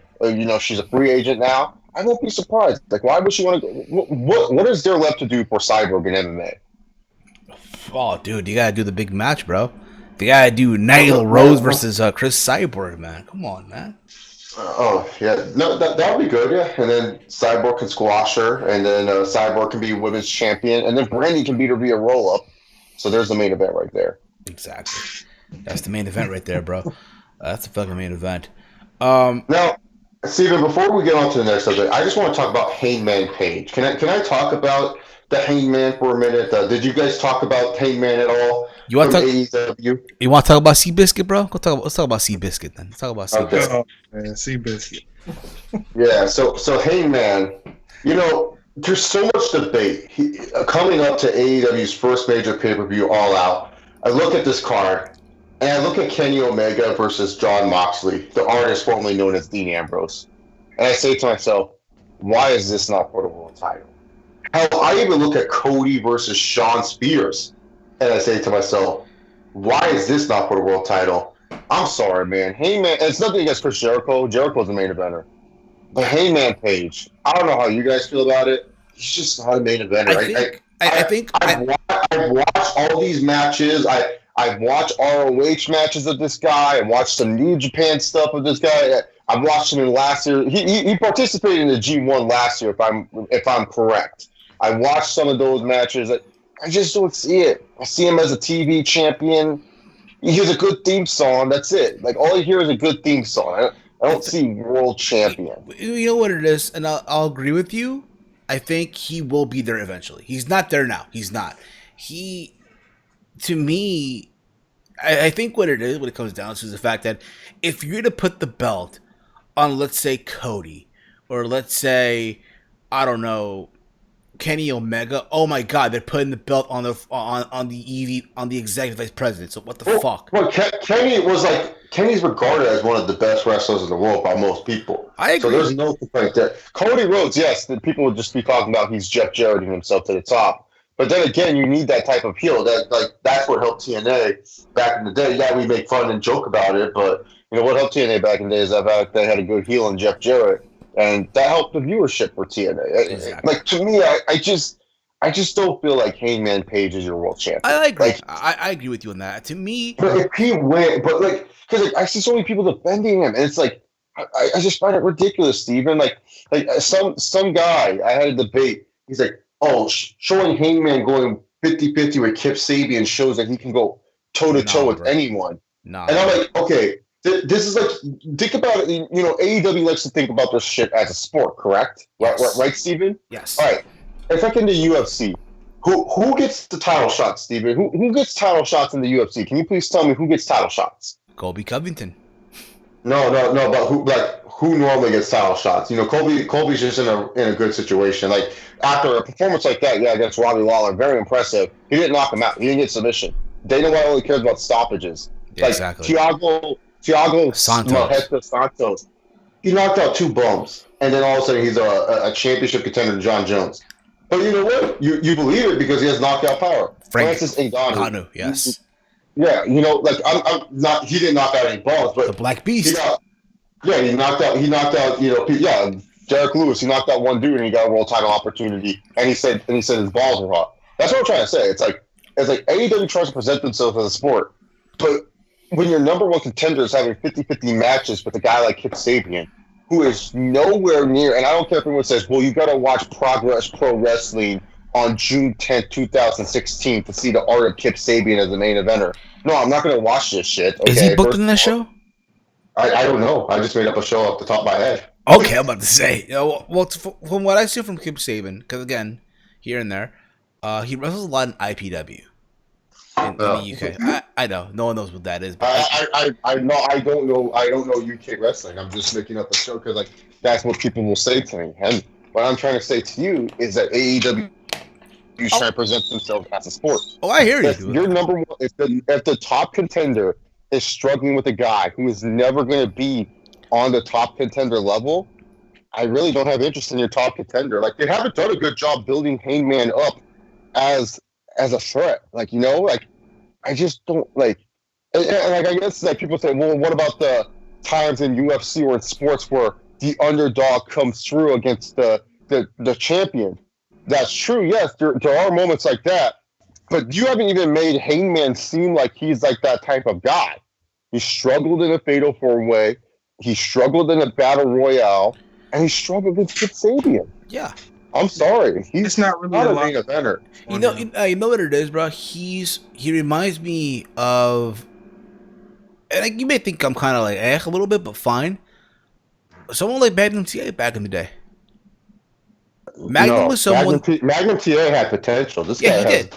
He does. And you know what? Heyman does have potential. Hangman Page is that rookie you draft in the third round of your... is that rookie you draft in the second round of your NBA 2K season, and you hope he has C+ potential. That's what Hangman is. Well, listen, with Hangman, you know what it is? He has... Again, well, is it now? No, but it'll be down the road. It just, again, they got to get their shit together. It just, again, you can't tell me that Hangman Page... And again, even if you are a diehard AEW fan, you can't tell me that, you believe that Hangman Page can carry your company as the first world champion. No. This is why I say all this. This is why when Brock won the title from Rollins at Money in the Bank at fucking Extreme Rules, I would rather have I would rather be the company to put my Universal title on someone that's believable than be the company to crown my first world champion to someone who doesn't even deserve to be there yet.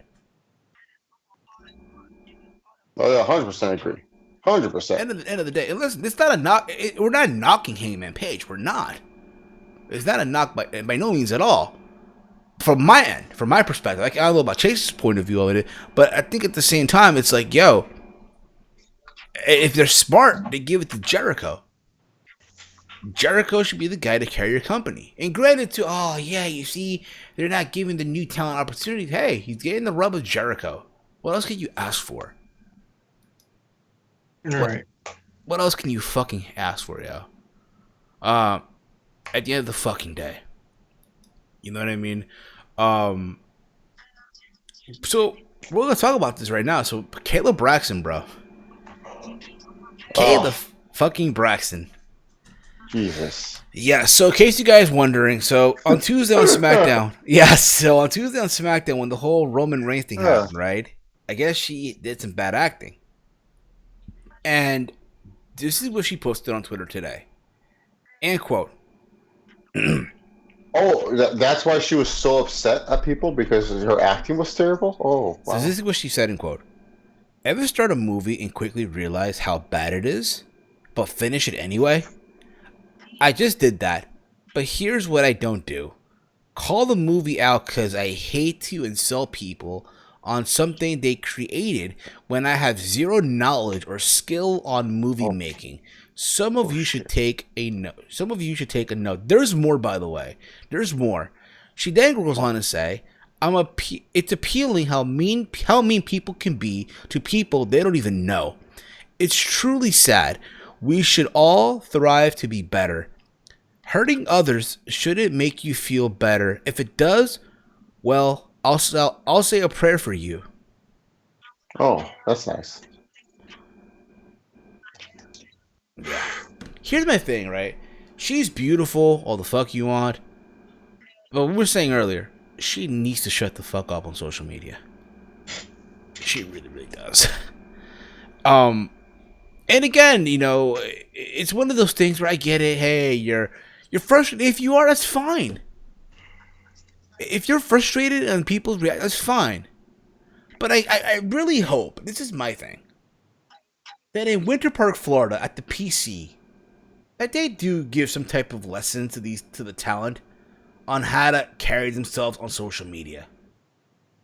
Oh yeah, I agree, 100%.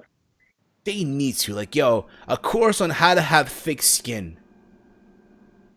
I don't think they do agree. that, but I think they do have social media training on there. They should. They I, should. I think wrestlers are the only business where they can be mean to the consumer. I can't imagine at my part-time job if I told a guest, no, you can't have that shirt. Oh, you really think that you know the sales prices here? I'm sorry, you don't work here. You don't know anything. Like, I can't imagine telling someone that. Like, that's just ridiculous. Like, I can't imagine. Like, to me personally, yeah, no, like, for me, I get it. It's hard. Wrestling fans are probably one of the weirdest fans on social media, some of the most active fans on social media, some of the most passionate fans on social media. You can agree with that, yeah. But what I don't get is how come wrestlers act like their profession can't be judged, but yet they can go on Twitter, oh, the hotel messed up on my theme. Oh, you messed up on my bags. Oh, this video game sucked. Oh, this is bad. It's like you guys don't work in those professions. You may have in the past, but then again, that's in the past. I don't know how much more improvements there are and stuff like that. You know, I get it. You have a sense of celebrity to it, but at the same time, you guys bring it upon yourselves for the attitude that you guys have. Like, look, Kayla, you had a bad acting experience. It's fine. Instead of getting mad about it and listening to the fans, or like looking at all the worst fan responses that you got from it, laugh at yourself. Take it as a joke. Find a way to, be constructive, be positive. Go to one of the higher ups and say, hey, how could I do better in this situation? And here's the thing. John Moxley, this is the words from John Moxley, not from Chase Oliver, from John Moxley. Vince, he's so meticulous. He'll see like one thing in the background, and we want to restart the whole shot. Before we do live takes, we have to make sure that everything's all set up. We're all set up. That's what John Moxley said, right? Right? In the Talk is Jericho podcast where he, quote unquote, buried WWE. Yeah. He said, Vince practices. So it's not like Kayla did not have any practice or was told this is how you have to act. She had time to practice, and that's just the thing. You had a bad experience. It's fine. Put your chin, move on. And for all the guys that are defending her, she's not going to fuck you. Okay? She doesn't care. She's not going to fuck you. She does not care. Listen, she's not going to fuck you. She will probably like your comment, but she's not going to follow you. She's not going to fuck you. She's not going to DM you or, hey, thank you for having my back. So all the fucking white knights, you can go back and proceed to download her photos or whatever the fuck it is you get off by. And get off by. It's natural. 9 times out of 10, a lot of you can't fucking nail a woman. 9 times out of 10, you're probably shy to talk to a woman. Hence why you go on this self-defense white knight mode and shit. And write these kissy emojis whenever a fucking woman posts a picture on Instagram. You have any idea how cringeworthy it is when I go on the gram and I see not even a wrestler's photo, but even women from the wrestling community in general, when they post a photo of themselves on the gram, and I see these fucking dorks go, "Oh, you're so beautiful, smart, good looking, and hot, and beautiful." Bruh, she's not gonna fuck you. She doesn't want you.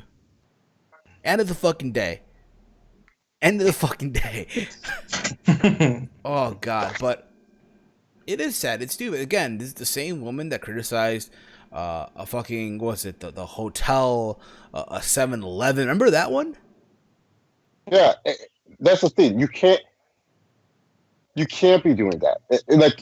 In the words of the great coach of the Golden State Warriors, Steve Kerr, you can't do that. Like you just can't do that.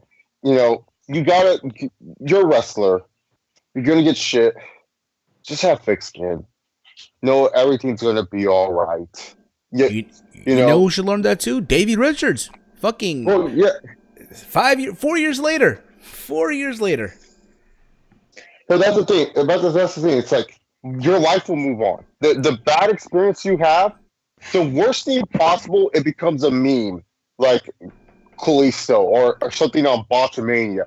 But that's the thing. You want that kind of thing because then people remember you. No one's going to remember Kayla Braxton besides the fact that, oh, yeah, she was kind of cute. And the Iconics maybe made fun of her a couple of times. Hey, If you watch them. Yeah, no, that's all I'm going to say. Like, for real, like please, someone tell me everything about Kayla Braxton because that's all I know. I still thought it was Dasha Fuentes back there. I didn't even know what happened to Dasha Fuentes. That was my girl, man. Well, like I made fun. She got let go. Really?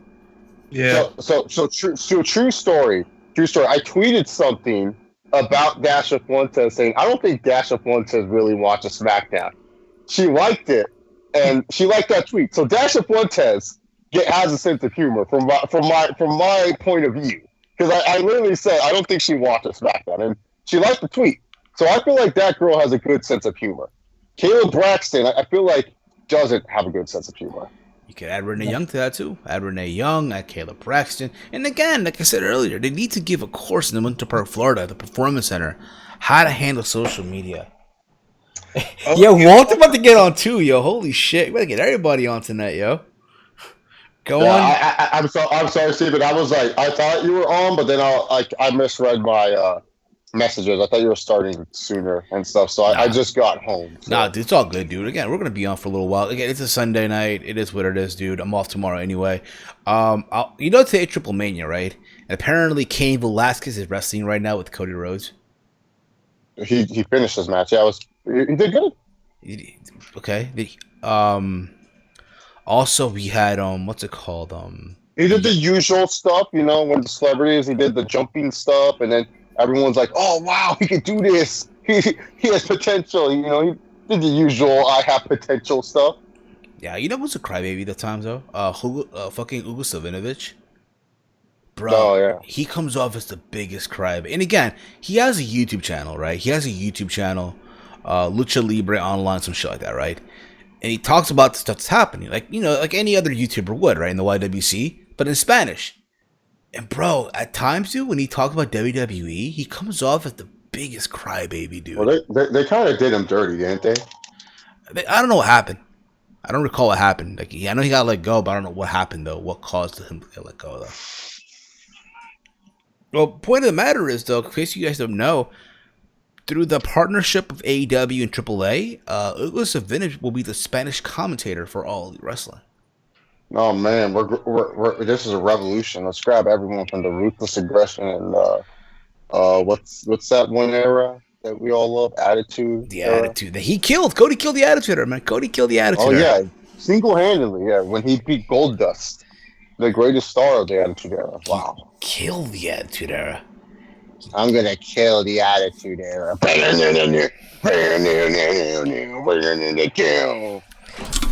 it all away. I break my kingdom. Break my change the game. I will my kingdom. I will rule my name. You took my dreams, but not my name. What the fuck are you talking about, dude? Why would they take your name? I have no idea. Speaking of which, too, by the way, I know we talked about this earlier as well, but this week marked the 60th anniversary of August 1st, man. Oh. The greatest moment. You thought I was Dave Bautista or Bill Goldberg. Those are great guesses, but you're wrong. Tito Ortiz, dude. There's a Bill Latino and fucking Rampage Bellator. Which never happened. Sad about it. The best thing about that is Ken Anderson. Oh, yeah, I remember that too. Mr. Anderson. Anderson. Man, Walter gets on, I'm gonna add him to the call. Let him know, add him to the call. Turn up the trouble till it gets real loud. How to put a song somehow. You make it cool, but you cow to the gets. Go will do to way, yeah. The whole gang is here. Walter, what's up, bruh? What up? How you been, bruh? Here. How the fuck, bro? You just came back fucking a bitch, bro? You came back fucking a chick? Nah. I was just helping out. I was actually at the park. Oh, at the park. Oh, you take girls to the park, Walter? Oh, No, shit. Walter, take to the park now. Ah. Nah, I was helping out because my aunt sells food over there, and she had help setting everything back up to her house. So I feel you, bro. had to do that, and then had to do some errands, and I might have to pick up my stepsister in like 30 minutes because she works at McDonald's. Okay. That's what's up, bro. That's what's up. Mickey G's, baby. But I did not want to go out again. I just wanted to stay put, but now, of course. Oh, man, I hear you, bro. I hear you. So, Walter, I'm happy that you're here, man. We talk about a lot of stuff here. We'll talk about this whole thing with AEW going to TNT October 2nd. They sold out another arena, man. They sold it out. They sold out the Capital One Center. The Capital One Arena sold. They got some fans in Washington. Shoot. Yeah, man. Apparently, if you go on StubHub, bro, tickets are like $250, bro. Yeah.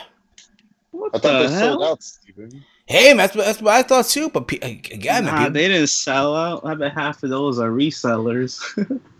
basically, man. They gotta be.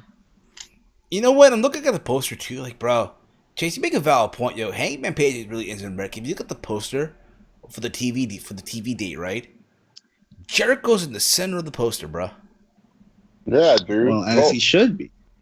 Well, dude, honestly, their posters are too crowded, man. They always try to feature everyone on their poster. Just feature one fucking dude. I'm tired of like having to explain to everyone who these dweebs are. Like all my friends, like, oh, who are these guys? I'm like, well, that's the Young Bucks. Then they look at me and they just lose interest because that name alone just turns people off from AEW. Yeah, they got to feature them, Cody, Kenny. They always got to feature those guys because they're the executive vice presidents. So. Yeah, right. Also, in that poster, it was said apparently after SummerSlam they are ending the wild card rule. Oh no! Shit! Damn. Yeah, they're quietly ending it. Well, how tragic!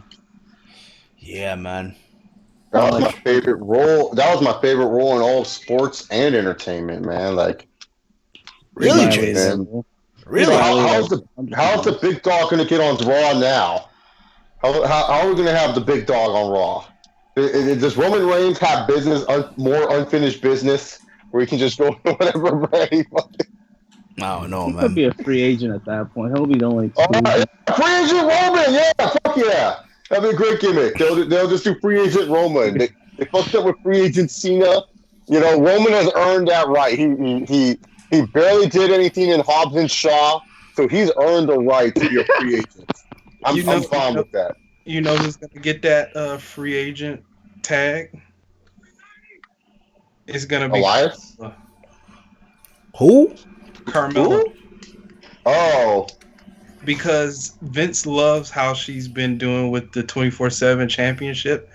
And he says when the wild card rule goes away, Carmella is going to be featured on both shows because he wants her to stay in circulation. Can we disagree, though? Can we all agree that, basically they put the RIP to that title by having Maria win it? Yep. No, they made that title much better, dude. Like, I was getting kind of fatigued with this whole Drake Maverick can't have sex with this hot wife storyline. I like this pregnant Maria storyline. This is grade A material. Like whoever wrote this, they did a great job. She's gonna lose it. Yeah, it's like she has to like relinquish it, or nah, she don't gotta do that. Or maybe somebody say, "Oh, your husband has to defend it for you." I think eventually what they're gonna probably do, and I said this in my review, they're gonna do what they did with Allie and TNA. Remember the wedding and Allie finally set up to Marie and shit like that? That's the payoff with Mike. Oh god. Nah, I'm done then. So what is he gonna victory roll his pregnant wife? No, but he's gonna finally stand up to her and this is the great. What is that gonna accomplish? He still won't have a title. Yeah, he still has a vagina. Maria's still gonna punch him in the vagina. Dude, I had to rewind my TV. I was like, did I hear that right? Yeah, bro. That was the funniest thing I've heard from and we got the best thing out of it. The Michael Cole where he does the fart laugh, where he tries not to laugh at it because he didn't want to come off like he thought it was funny, but he knew Michael Cole loved that. Like, he had to write that line himself. He was like, "Why don't you tell Mike that you want to kick him in the vagina?" And then later on, Maria said it, and Michael Cole couldn't help himself. Greatest moment. Yeah, indeed, man. Absolutely on that one. Absolutely. When is SummerSlam? Next week? Yeah, bro. This coming Sunday. Next Sunday. Next Sunday. What? Next Sunday. Wait, what do you mean next Sunday? For what? SummerSlam. SummerSlam. Oh, yeah. I thought, yeah, the Summerfest. Yeah, you know, it's going to be a grade A show from the WWF. I mean, we have, what matches do we have, Steven? We have some main event matches, right? Well, let's get into the show. Let's find the matches. We're going to Wikipedia right now. Yeah, what kind of matches? I don't know any hyped up matches, really. I mean, there's just Orton and Kofi, I feel like, is the only match people are actually like legit looking forward to. And this is the most pro Orton I have seen in the YWC. Everyone is done with Kofi Mania. They're over it. They're like, you know what? That was cute. Time for Orton to get his place back. They love this. Like this is what happens every year with Orton. People always bitch and moan, "Oh, Orton's so boring. He doesn't do anything. Blah blah blah." And guess what? Now everyone wants him to beat Kofi. Everyone's like, you know. I have a question, Walter. How fast did that Kofi Mania shirt become a gym shirt, bro? How fast? Yeah, you know, all the wrestling shirts kind of become gym shirts. How fast did that one though? That's a special one still. Come on, it was Kofi Mania's right. I think people. I don't know how they get tired of, you know, things so fast. I know it's probably not the most exciting reign, but Kofi, you know, hasn't looked like a loser. He's looking like a credible champion. Yeah, that's what I don't get either. People, like, I've been saying Kofi's been one of the best champions since Cena. Like, you know, since 07 Cena. Like, he doesn't lose matches on weekly like most champions. He looks dominant and actually good. His pay-per-view matches are pretty solid. Like, what more do you want? Like seriously, this AEW fans, this is Hangman Page. This is what he's gonna be like, except without the fanfare that Kofi had. This is Hangman. This is literally what Hangman Page is gonna bring to the table for All Elite Wrestling on TNT. I think it's so I'm just saying. Like, everyone's like, "Oh, fucking Kofi's so boring." This is Hangman. This is what we're gonna get. They don't like long title reigns. That's the problem. I think it's not that it's a long title reign. It's more so his persona and promo work. He's throwing pancakes. Okay. The pancakes. I don't care about the pancake thing because it's cool seeing a champion actually being happy for once instead of like, man, I got to be serious about the belt. Like, okay, after Xavier Woods got his ass kicked that one episode, maybe he should be serious. But yes, the promo, this is literally a Kofi promo.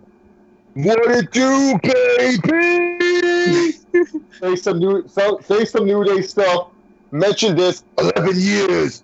I've been waiting for this opportunity to be in front of you guys at insert location here as your WWE World Heavyweight Champion. Baby! So I just want to know who's going to get this smoke next. Like that's literally a Kofi promo. He has to mention 11 years at least 2 or 3 times throughout the promo. His opponents have to mention like, "Oh, it took you 11 years because you suck," or something like that. Like, yeah, I agree. His promos are doo-doo.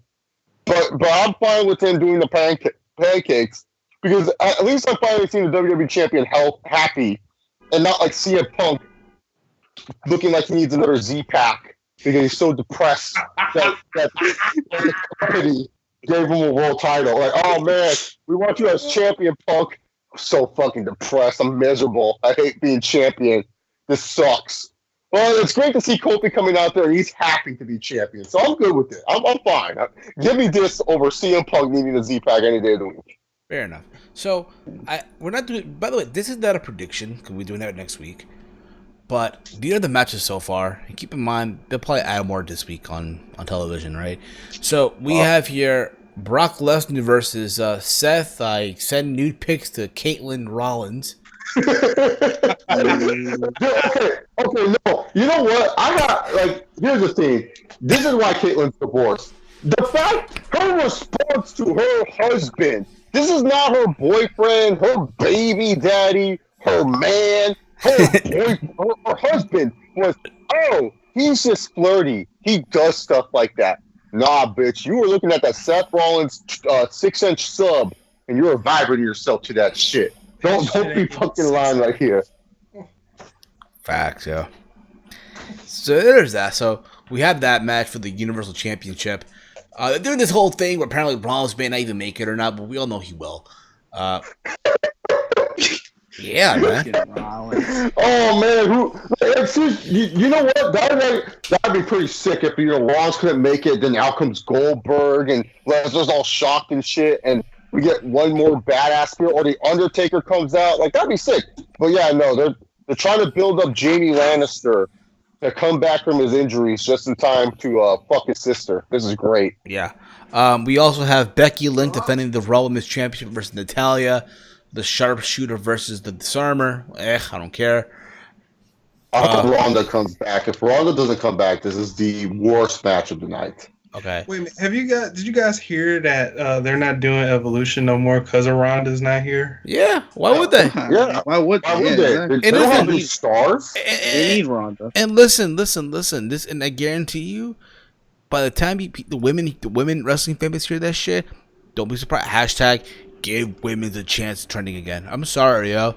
We gave them 8 chances. That Forbes magazine did the results, guys. I hope you realize they don't make money. And at the end of the day, it's all about the bottom line. I know it sucks, but it's business. Exactly. Brace yourself, Chase. Women's champion 54 gonna come after you. How dare you say that, Chase? How dare you? Oh, I don't care. They can say all you want. I'm speaking the truth. Exactly. Hashtag make women's wrestling great again by not just forcing hashtags to make your point. How about the women actually go try? Here's the reason why women's wrestling is not where it's at. Because one of your main stars that you focused on is still bitching about a title she lost 4 months ago and won't come to work. Yeah, we should give those people a chance. The ones that don't want to come to work. Sure. Yeah. Anyway, we also have Bayley defending the SmackDown Women's title versus Ember Moon. We have belongs on NXT. Any match I saw belongs on NXT. It's this one. Takeover. Yeah. Holy moly! Yes. Have you seen a match or belonged on NXT or the kickoff show? This should be as I'm listening to Karate by the Kung Fu Kids, one of those NXT hard rock theme songs, and then I get the Mauro and I'll be like, "Well, we have the superstar Bayley taking on the eclipse of the moon and the moon inside a steel cage," or some shit like that. This is not SummerSlam. No. If this does not make the pre-show, I'll be fairly disappointed. Exactly. It's not, but friggin' Vince hates Ember Moon. No. What does she bring to the table? This is fascinating. I don't know her character. She's just Naomi with the moonsault stunner. Yeah. And does she look a little out of shape to you? Oh, dude, yeah. Ever since her injury, hasn't been as athletic. Yeah, she looks like she's getting a pot belly. Yeah. Well, she's already there, making her money. You think she wants to improve? And she's Absolutely married. Not. And she's married. There you go. So, the thing is, we don't know what she really is about. That's right. They barely feature her like they just throw random matches. There you go. It'd be cool if Ember Moon, her gimmick is, I wrestle at night because the moon gives me powers or some shit like that and stuff. That's cool. You know damn well they'll never do some shit. Okay, you're laughing at it, but the most over character is a guy who's in a funhouse turning into a fucking fiend. All right? Well, yeah, that's true. But here's the thing. She wears all this shit, right? And she has contacts. But when she has a regular interview, she's dressed up as a regular girl with the contacts. Yeah. I don't understand. Plus her promos are shitty since forever. But I just don't get her. Okay. What do you mean my promos are bad, Michael? I'm mad because you fucking broke my Nintendo Switch. All I want to do is play my Nintendo Switch. Yeah, what was up with that shit? That was the weirdest storyline ever. I couldn't. It was what, her with Mandy Rose and her, Mandy Rose, and Sonya That Deville. was It's so like, stupid. That's why I stopped watching SmackDown sometimes. I was like, what am I watching? Yeah. Also, you have... Steven, if we win, do we get a shot at the tag team titles? yeah, because we deserve the tag team title. No. Wait, are you telling me that we have a shot at the tag team titles? Yes. And if we win, we get a shot at the tag team. Yo, I This is one swear of to... the best watches of all time. I'm happy I didn't see that live. I had to rewatch it. Yeah, me too. I had to. No, and that's the thing. You see Mandy Rose the next day on Twitter. God, I just made a mistake. You don't need to replay. No, she didn't say shit. She just like said, "Oh, I fucked up." It's a great watch. Like, yeah, because at the end of the day, she's not gonna get ridiculed. She's a hot blonde. Yeah, she's fine. She's like, whatever. I'm just gonna go work out and eat donuts. Well, let's move on here. We have Kofi Kingston defending the WWE Championship versus Randall Keith Orton. Just for case I said that. For the WWE Championship. I think everyone's praying for Orton to win, but hey, it is what it is. That ain't happening. I know. Kofi winning will be just like his career. Stupid. We have Kevin Owens versus Shane McMahon, where if Kevin Owens loses, he will quit WWE. We have Finn Balor versus the Fiend Bray Wyatt. SummerSlam rematch. Yeah, man. We have AJ Styles versus Ricochet for the U.S. Championship. Man, I was so pissed when Rey Mysterio didn't win the gauntlet. Bro, I was hoping we'd get Booyaka versus like this would have been a match where it's like this is how I would have booked it. I would have had Rey go all the way, win the gauntlet. Then afterwards, Ricochet, he would have gone up to Rey and been like, "Hey, Rey, I just want to say, man, I've looked up to you forever. What you did in the gauntlet match against me was sick. Is it okay if I, back you up at SummerSlam?" And then Rey's like, "Ricochet, it would be an honor to have someone watch my back from the OC." And not Ricochet turning heel, just Ricochet being able to learn from Rey Mysterio, and Rey Mysterio saying, "Hey, I'm going to help you out. Hopefully you can learn something when you watch it." Good mentorship. It would be a good storyline. But no, instead it's like Ricochet wins, and now we're getting Ricochet and AJ again. Like, do we need that match at SummerSlam? No. That's the thing. Like, what's wrong with Rey Mysterio? Like, what is Rey doing? Like, they obviously given up on Dominic. He either didn't pass his physical, or he passed his physical. Or they just realized his acting was terrible, and they said, "Rey, sorry, we're not gonna push your son yet. Take some time at the Performance Center. Then we'll have him beat Samoa Joe via roll up." So I don't know, man. Like, I just feel that we should have like a lady, because what do we know about Ricochet? What is a Ricochet? Who is he? He's the one and only. Okay, what's one and only about him? Because he feels like everyone else on the roster. Like, I'm sorry, if you put Ricochet and Ali next to each other, I can't tell them apart. Besides the fact that one has hair and the other one doesn't. That's it. They both do cool flips.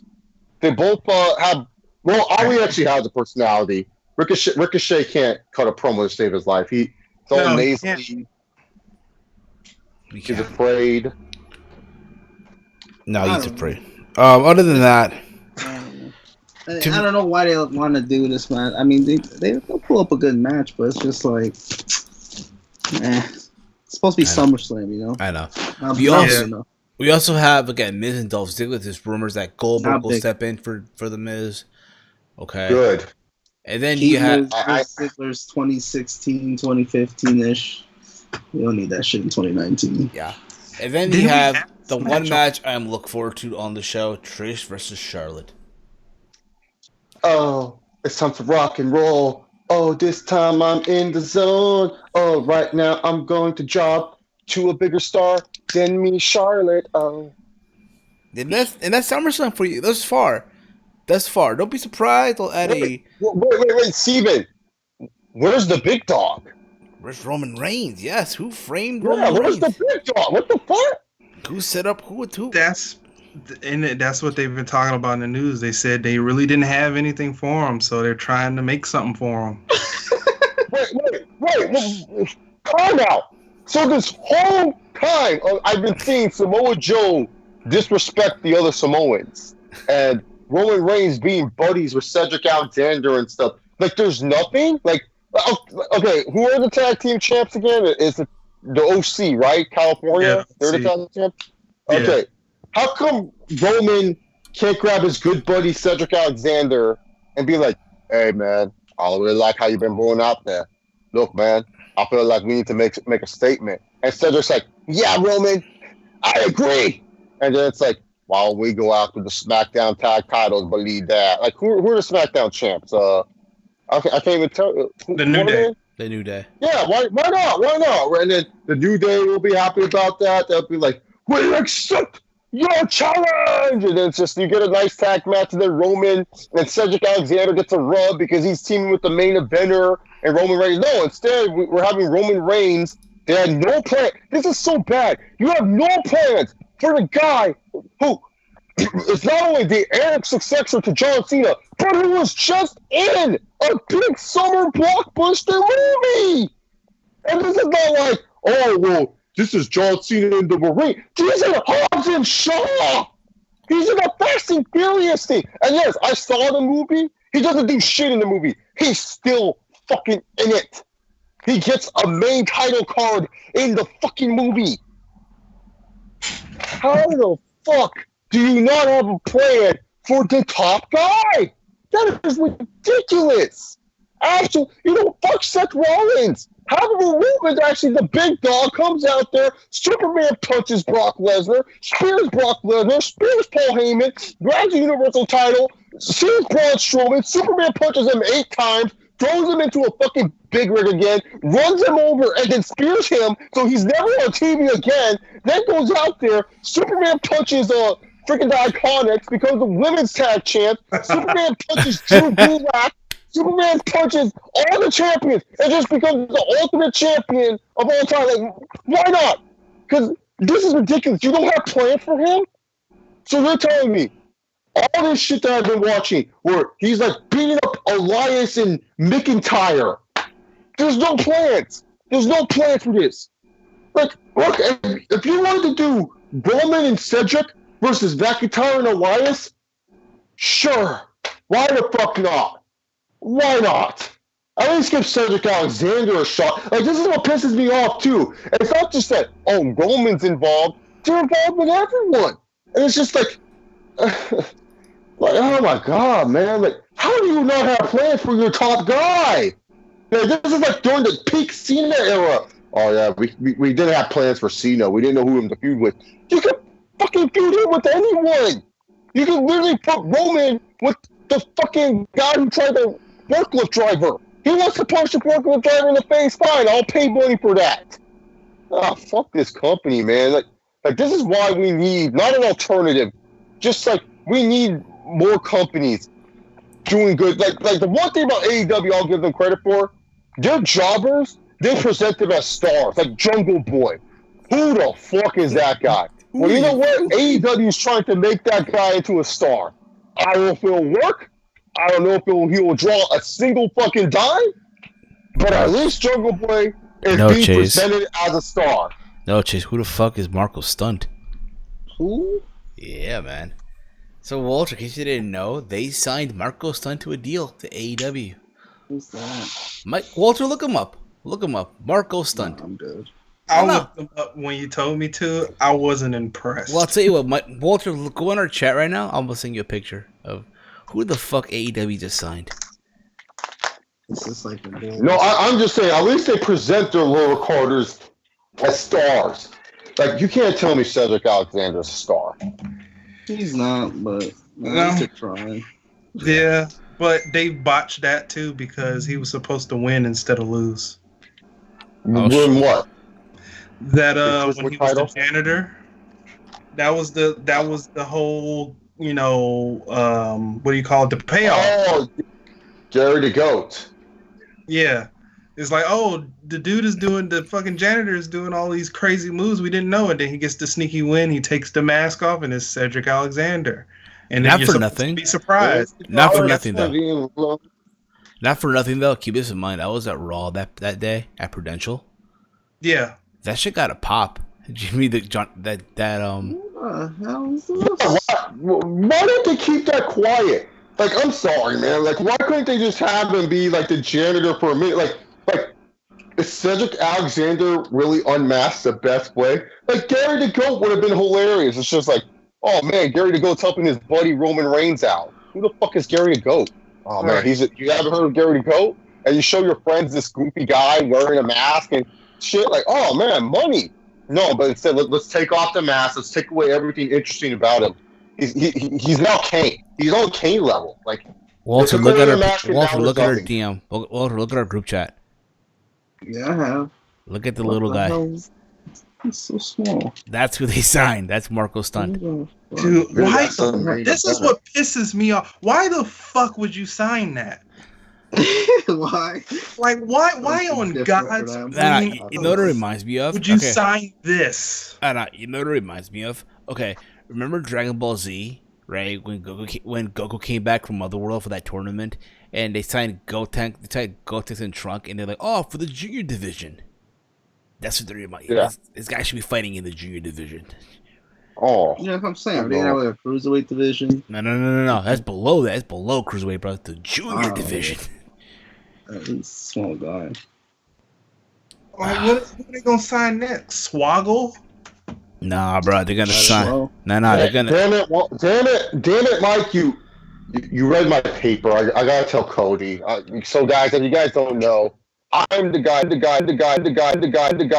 These great signings for AEW. I know you guys can thank me later. Been doing a great job. Pay raise, right? Right, Steven? Pay raise for me? Huh? That's right, man. I know, bro. They're gonna sign you to it. They're gonna extend your contract to another 3 years, man. Don't tell MJF though, bro. Dude. Oh, cool. Thank you. So anyways, I was thinking of bringing Hornswoggle to feud with this Marco Strupp guy. I told Cody, I said, hey, Cody, I think this is a great idea. And he's like, yeah, man, great. Let's go with it. And I said, cool. That's really all my conversations with Cody and the Young Bucks. You know, like I go up to them and I go, hey, Cody, I was actually thinking of signing Jungle Boy. Oh, who's Jungle Boy? He's Luke Perry's son.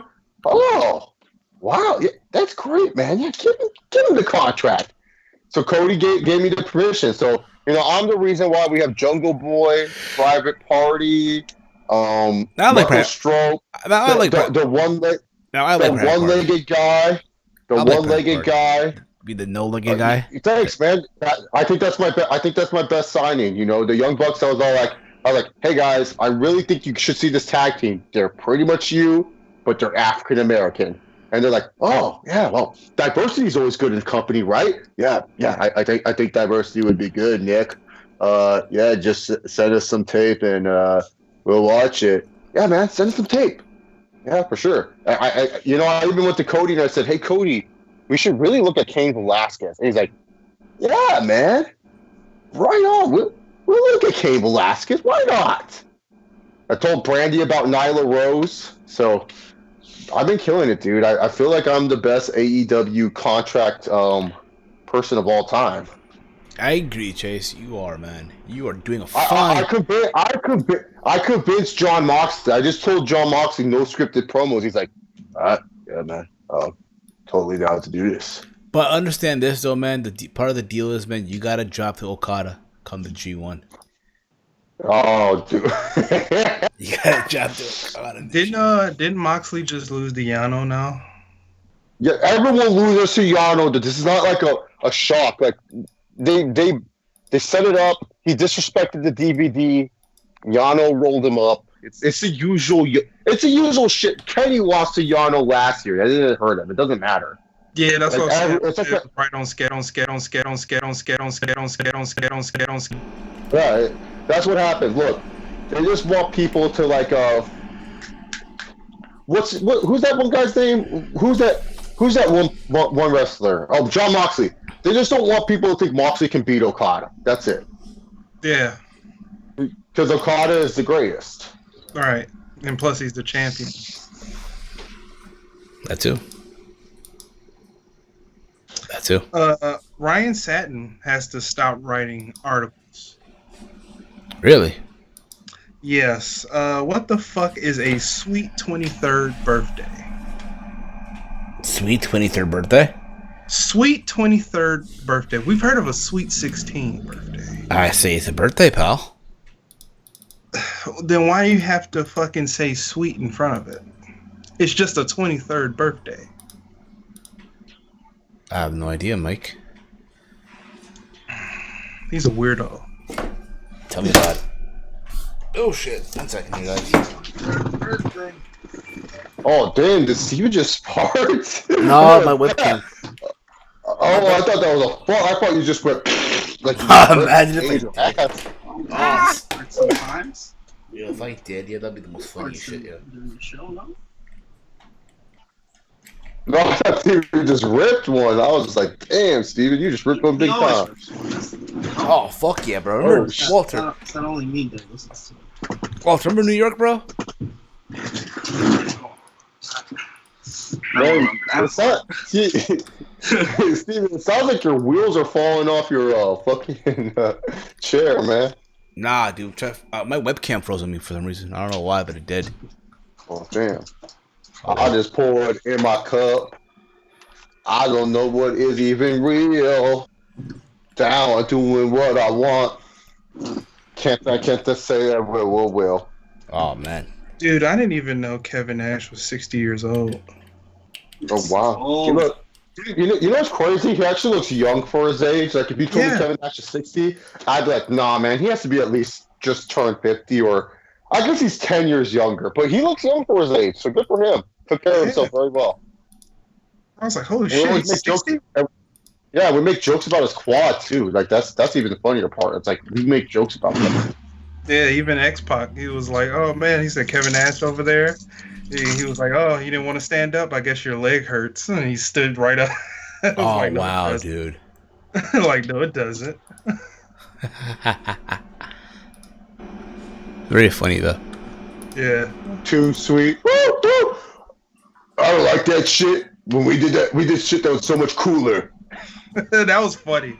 That's my favorite. That's one of my favorite Triple H's. You know what? Too, the fans don't do it anymore. None of the fans really do that. Too sweet. It's true. That shit is fucking lame. See, that's why people go like when people are like, man, what Cody did with the throne was the most craziest scene in wrestling. It really made WWE like all it takes for Triple H to show up to AEW once and you'd be like, what? You'll have a crowd. And then on the fans chant, you suck. You're like, oh, I suck. And then he just buries him and then everyone loves him again. And it's like, oh wow, Triple H is greatest. So don't know why people are so against Triple H. All right. The great man with 3 H's. I don't know why either, man. Mm-hmm. The man with 3 H's. Too sweet. Woo, woo. Too sweet. Woo, woo. The man with 3 H's. All he's trying to do is make wrestling. Yeah, he's just like our champion, our UFC welterweight champion, Stephen America's champion, Colby. Great, trying to make the welterweights great again. Everyone's so caught up in their. Every other champion, Stephen, are caught up in their feelings and stuff. Colby Covington isn't caught up in his feelings, man. Oh man, that man had no feelings, bro. That man has no feelings whatsoever, man. He never loses. So no, I don't know that.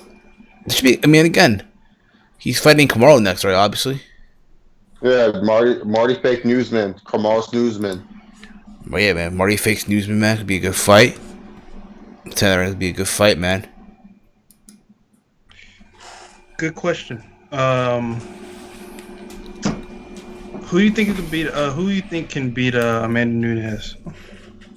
There's a lot of fighters actually. Valentina Shevchenko. I thought she beat her the second time they fought. The fact that Amanda got that win was ridiculous to me. Is that the girl who kicked Jessica I's fucking head off her shoulders? Yeah, that's the girl who did that. Oh my god! It sounded like a baseball bat hit her. I was actually scared for her life when she hit the floor and she was out cold. I was like, oh my gosh, she's dead. Like, she's dead. Like, she was knocked out for like 3 minutes. Yeah, no, she's good. Valentina's good. I think she could beat her. Like, honestly, Amanda Nunes, she's beating all the best, so people are like going to overhype her, but I feel like she can still lose a fight here or there. Like, I don't feel like she's untouched. She doesn't bring the untouchable vibes. I think Steven may feel like that. Maybe Steven feels differently, but she's not like a Khabib or John Jones or anyone to that level where I'm like, oh yeah, man, they're just untouchable. Like, no one can beat them. Like Amanda Nunes, I feel like there's people that can't beat them. Yeah, I think she's small for being a 145. She's not a big 145er. That's what people need to understand. Like, her at 145, she's small. Like, she struggles to make 135, but 145, there's going to be fighters that are going to be taller than her, lankier than her, and will take advantage of that and maybe beat her too. Yeah. Yeah, absolutely. Yeah, I agree with that 100%. Yeah, I think there's someone that can beat her at 145. I think just Cyborg was just an idiot. The way she came into the first fight, I think Cyborg could beat her too. Like, I just feel like Cyborg came into the first fight thinking that Amanda Nunes had no power and got rocked, and that's what happened. It was just Cyborg was overconfident. She felt that she could beat Amanda Nunes, and she got woken up to reality. Yeah. Yep. Basically, yeah, when you think about it.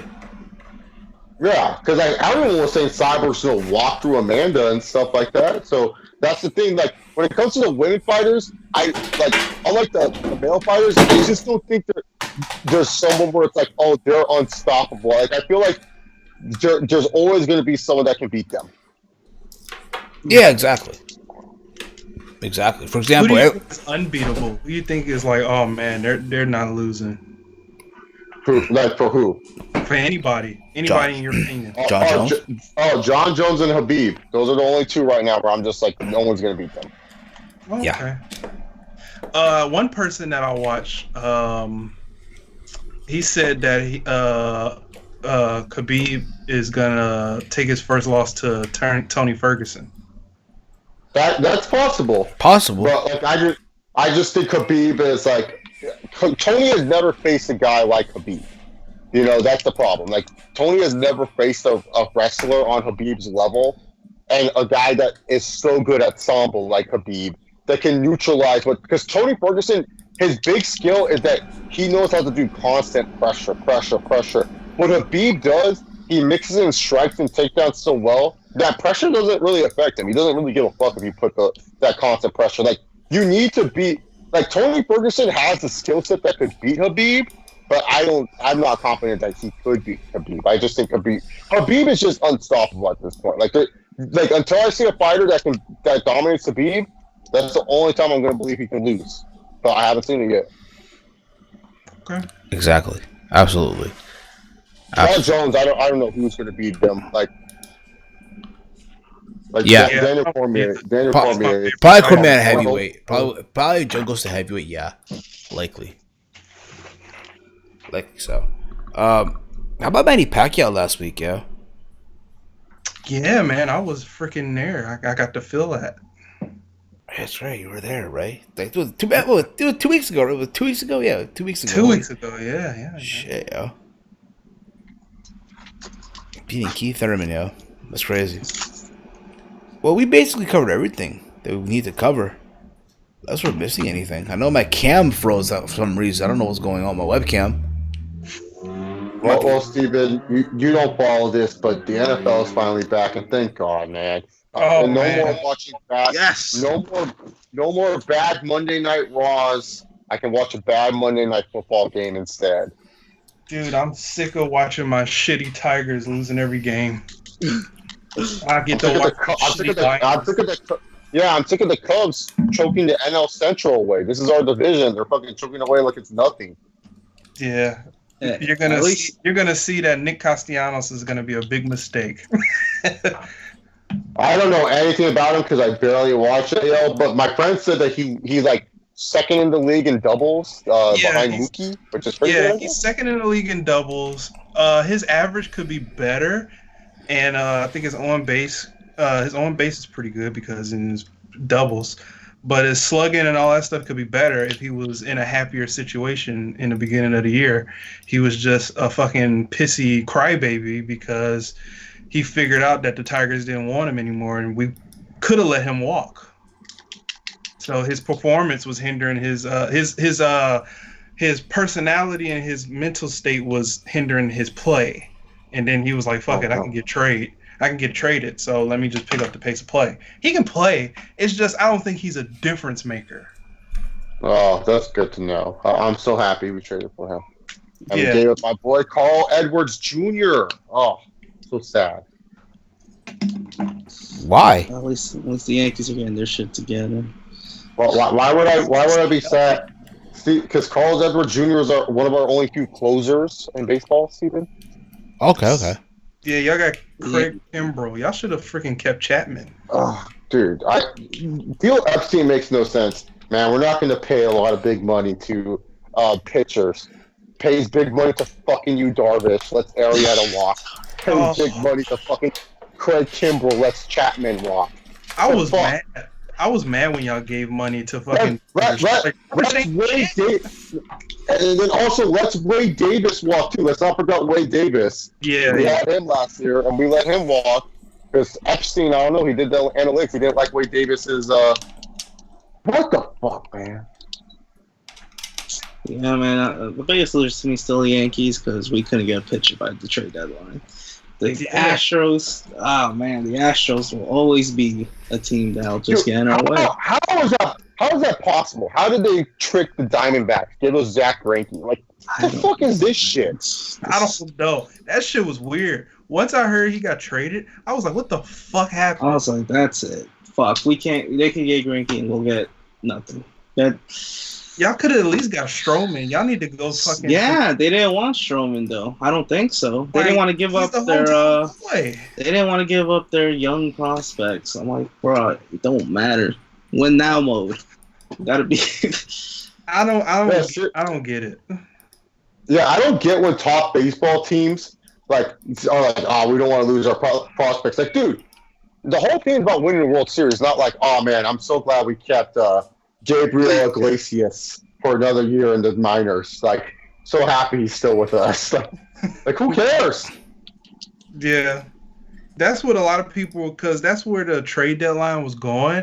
Like, you could see the analysts getting antsy. They was like, so people value prospects over winning a World Series now. Like, that's where they were slowly going until the trades started coming in. It's like, oh, thank you, Jesus. It was like, bad. They was about to shit on all of this if nothing happened. Yeah, because this wasn't this like a new thing? This a trade deadline, like this was like the big thing they added this season. One of the newer things, at least. Yeah, I think so. Yeah, because they got rid of waiver trades. Waiver trades is no more.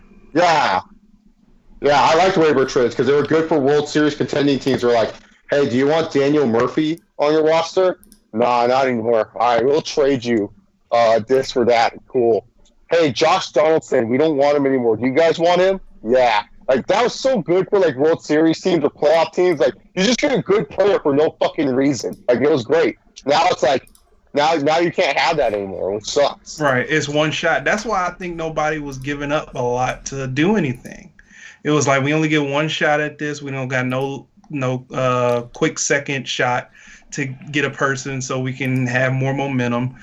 I don't want to risk it. Basically, I wouldn't risk it either. Why would I risk that? Because like you said back in the past, it's like, oh man, someone's gonna give me who's it, like D Gordon or Coco Crisp for fucking nothing. Shit, yeah, I'll take that. Why not? Maybe Coco Crisp will show up and do good. Wait, you really gonna give me Andrew McCutcheons for just like a couple of cash? For sure. Like, like, who's going to say no to Andrew McCutcheons for cash? No. Yeah, no one's going to do that. But his play went down once he got traded, though. Yeah. He was okay for us for a couple months. But yeah. I forgot he played for the Yankees a little bit. Yeah, for only like what? Wow, that's the lost tapes. Like, for real. Yeah. Didn't really work out, but I thought that's as lost as Manny Wood, the Manny Ramirez era for the Dodgers. Yeah, but I Manny remember Ramirez. that though. I just don't remember him being in pinstripes. Yeah, no, it lasted just as long as that one. Yeah, As Manny that's Ramirez and the Dodgers, but shit. I don't know, Basically, man. Anyway, baby. Oh, I remember that was everyone's like biggest thing. Like, when free agents hit and stuff like that, I would say Manny Ramirez coming to the Dodgers was like the biggest free agent signing since Albert Pujols to the Angels for like baseball. I was like, everyone made a big deal about that shit. Oh, when Pujols came, it was annoying. You couldn't turn on the TV without seeing that motherfucker like saying, "Oh, I'm so." Like, and keep in mind, Cubs fan, he's on the Cardinals. I have respect for Albert Pujols. He's one of my favorite first basemen ever.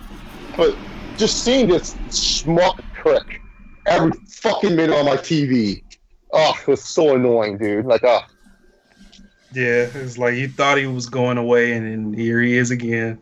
Yeah, here he is again, just fucking like every commercial, just being like, "Oh man, traffic's bad here." Like, stop it. Oh man, that's crazy. yeah, man, absolutely.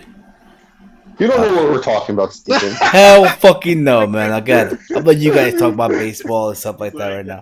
Now you know how I feel when y'all talk about soccer. I'll be like, man, what the fuck's going on? Yeah, I know, right? I know. Oh shit. That's basically we need to cover. Basically, man. That's basically it. See, you guys, you got everything today. We talked about AEW, some WWE talk. We talked about baseball with Chase, Walter, and Mike. Talked about some football, MMA. We gave you everything, all in one. I like that. Anyway, guys, this is going to wrap up the episode. I want to thank all of you guys for tuning in live. I want to thank Chase, Walter, and Mike for coming in, as always. You guys are awesome. For the first time in a long time, the four of us got together. I think since 300. Since 300. The four of us got back together. Hopefully this happens again soon. But anyway, my cam, I think, just died on me, basically. I think I got a new webcam soon down the road. So I'm the only one on cam, huh? Basically, yeah. You can turn it off, Mike. You can turn it off. I'm gonna turn it off now. There you go. So yeah, this is basically gonna wrap it up. You can follow me on all social media at Heel Steve, and you can follow the podcast on Twitter at Team Heel Podcast. Again, we are everywhere: iTunes, Stitcher, PodBean, Spotify, iHeart Radio, everywhere. Literally fucking everywhere. All right. Walter, let them know where they can check you out, bro. Check me out. Follow me on Twitter at HeyI'mWalter. Big Mike, man. Let them know, man. Where can they find the man with the golden charm, bro? Yeah, you can follow me on Twitter at Big Mike 1995-19 and on YouTube at Big Mike's Wrestling Recap Show. Okay. And Chase, bro, let them know, man. Where can they find the AEW fanboy assassin himself, man?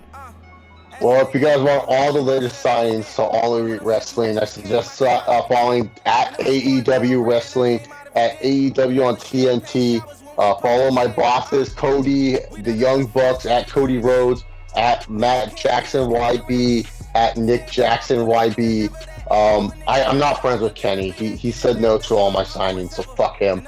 So follow me on Twitter at Chase Oliver 68. YouTube.com Chase Oliver. So I really gotta promote, guys. Thank you. And with that being said, guys, we are out. But make sure to follow my bosses so I don't get fired. I really like my job of signing mediocre talent. There you go, guys. With that being said, we are out like Janice Titties.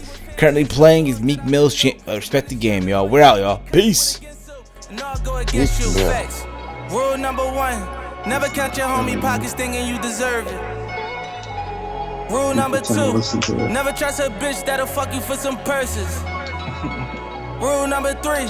Say you send that money shit, you better stop splurging. I wonder if someone would actually believe, like, hey, yeah, this guy definitely sounds like he's talent. Definitely some guy, right? Some kid out there believes in this.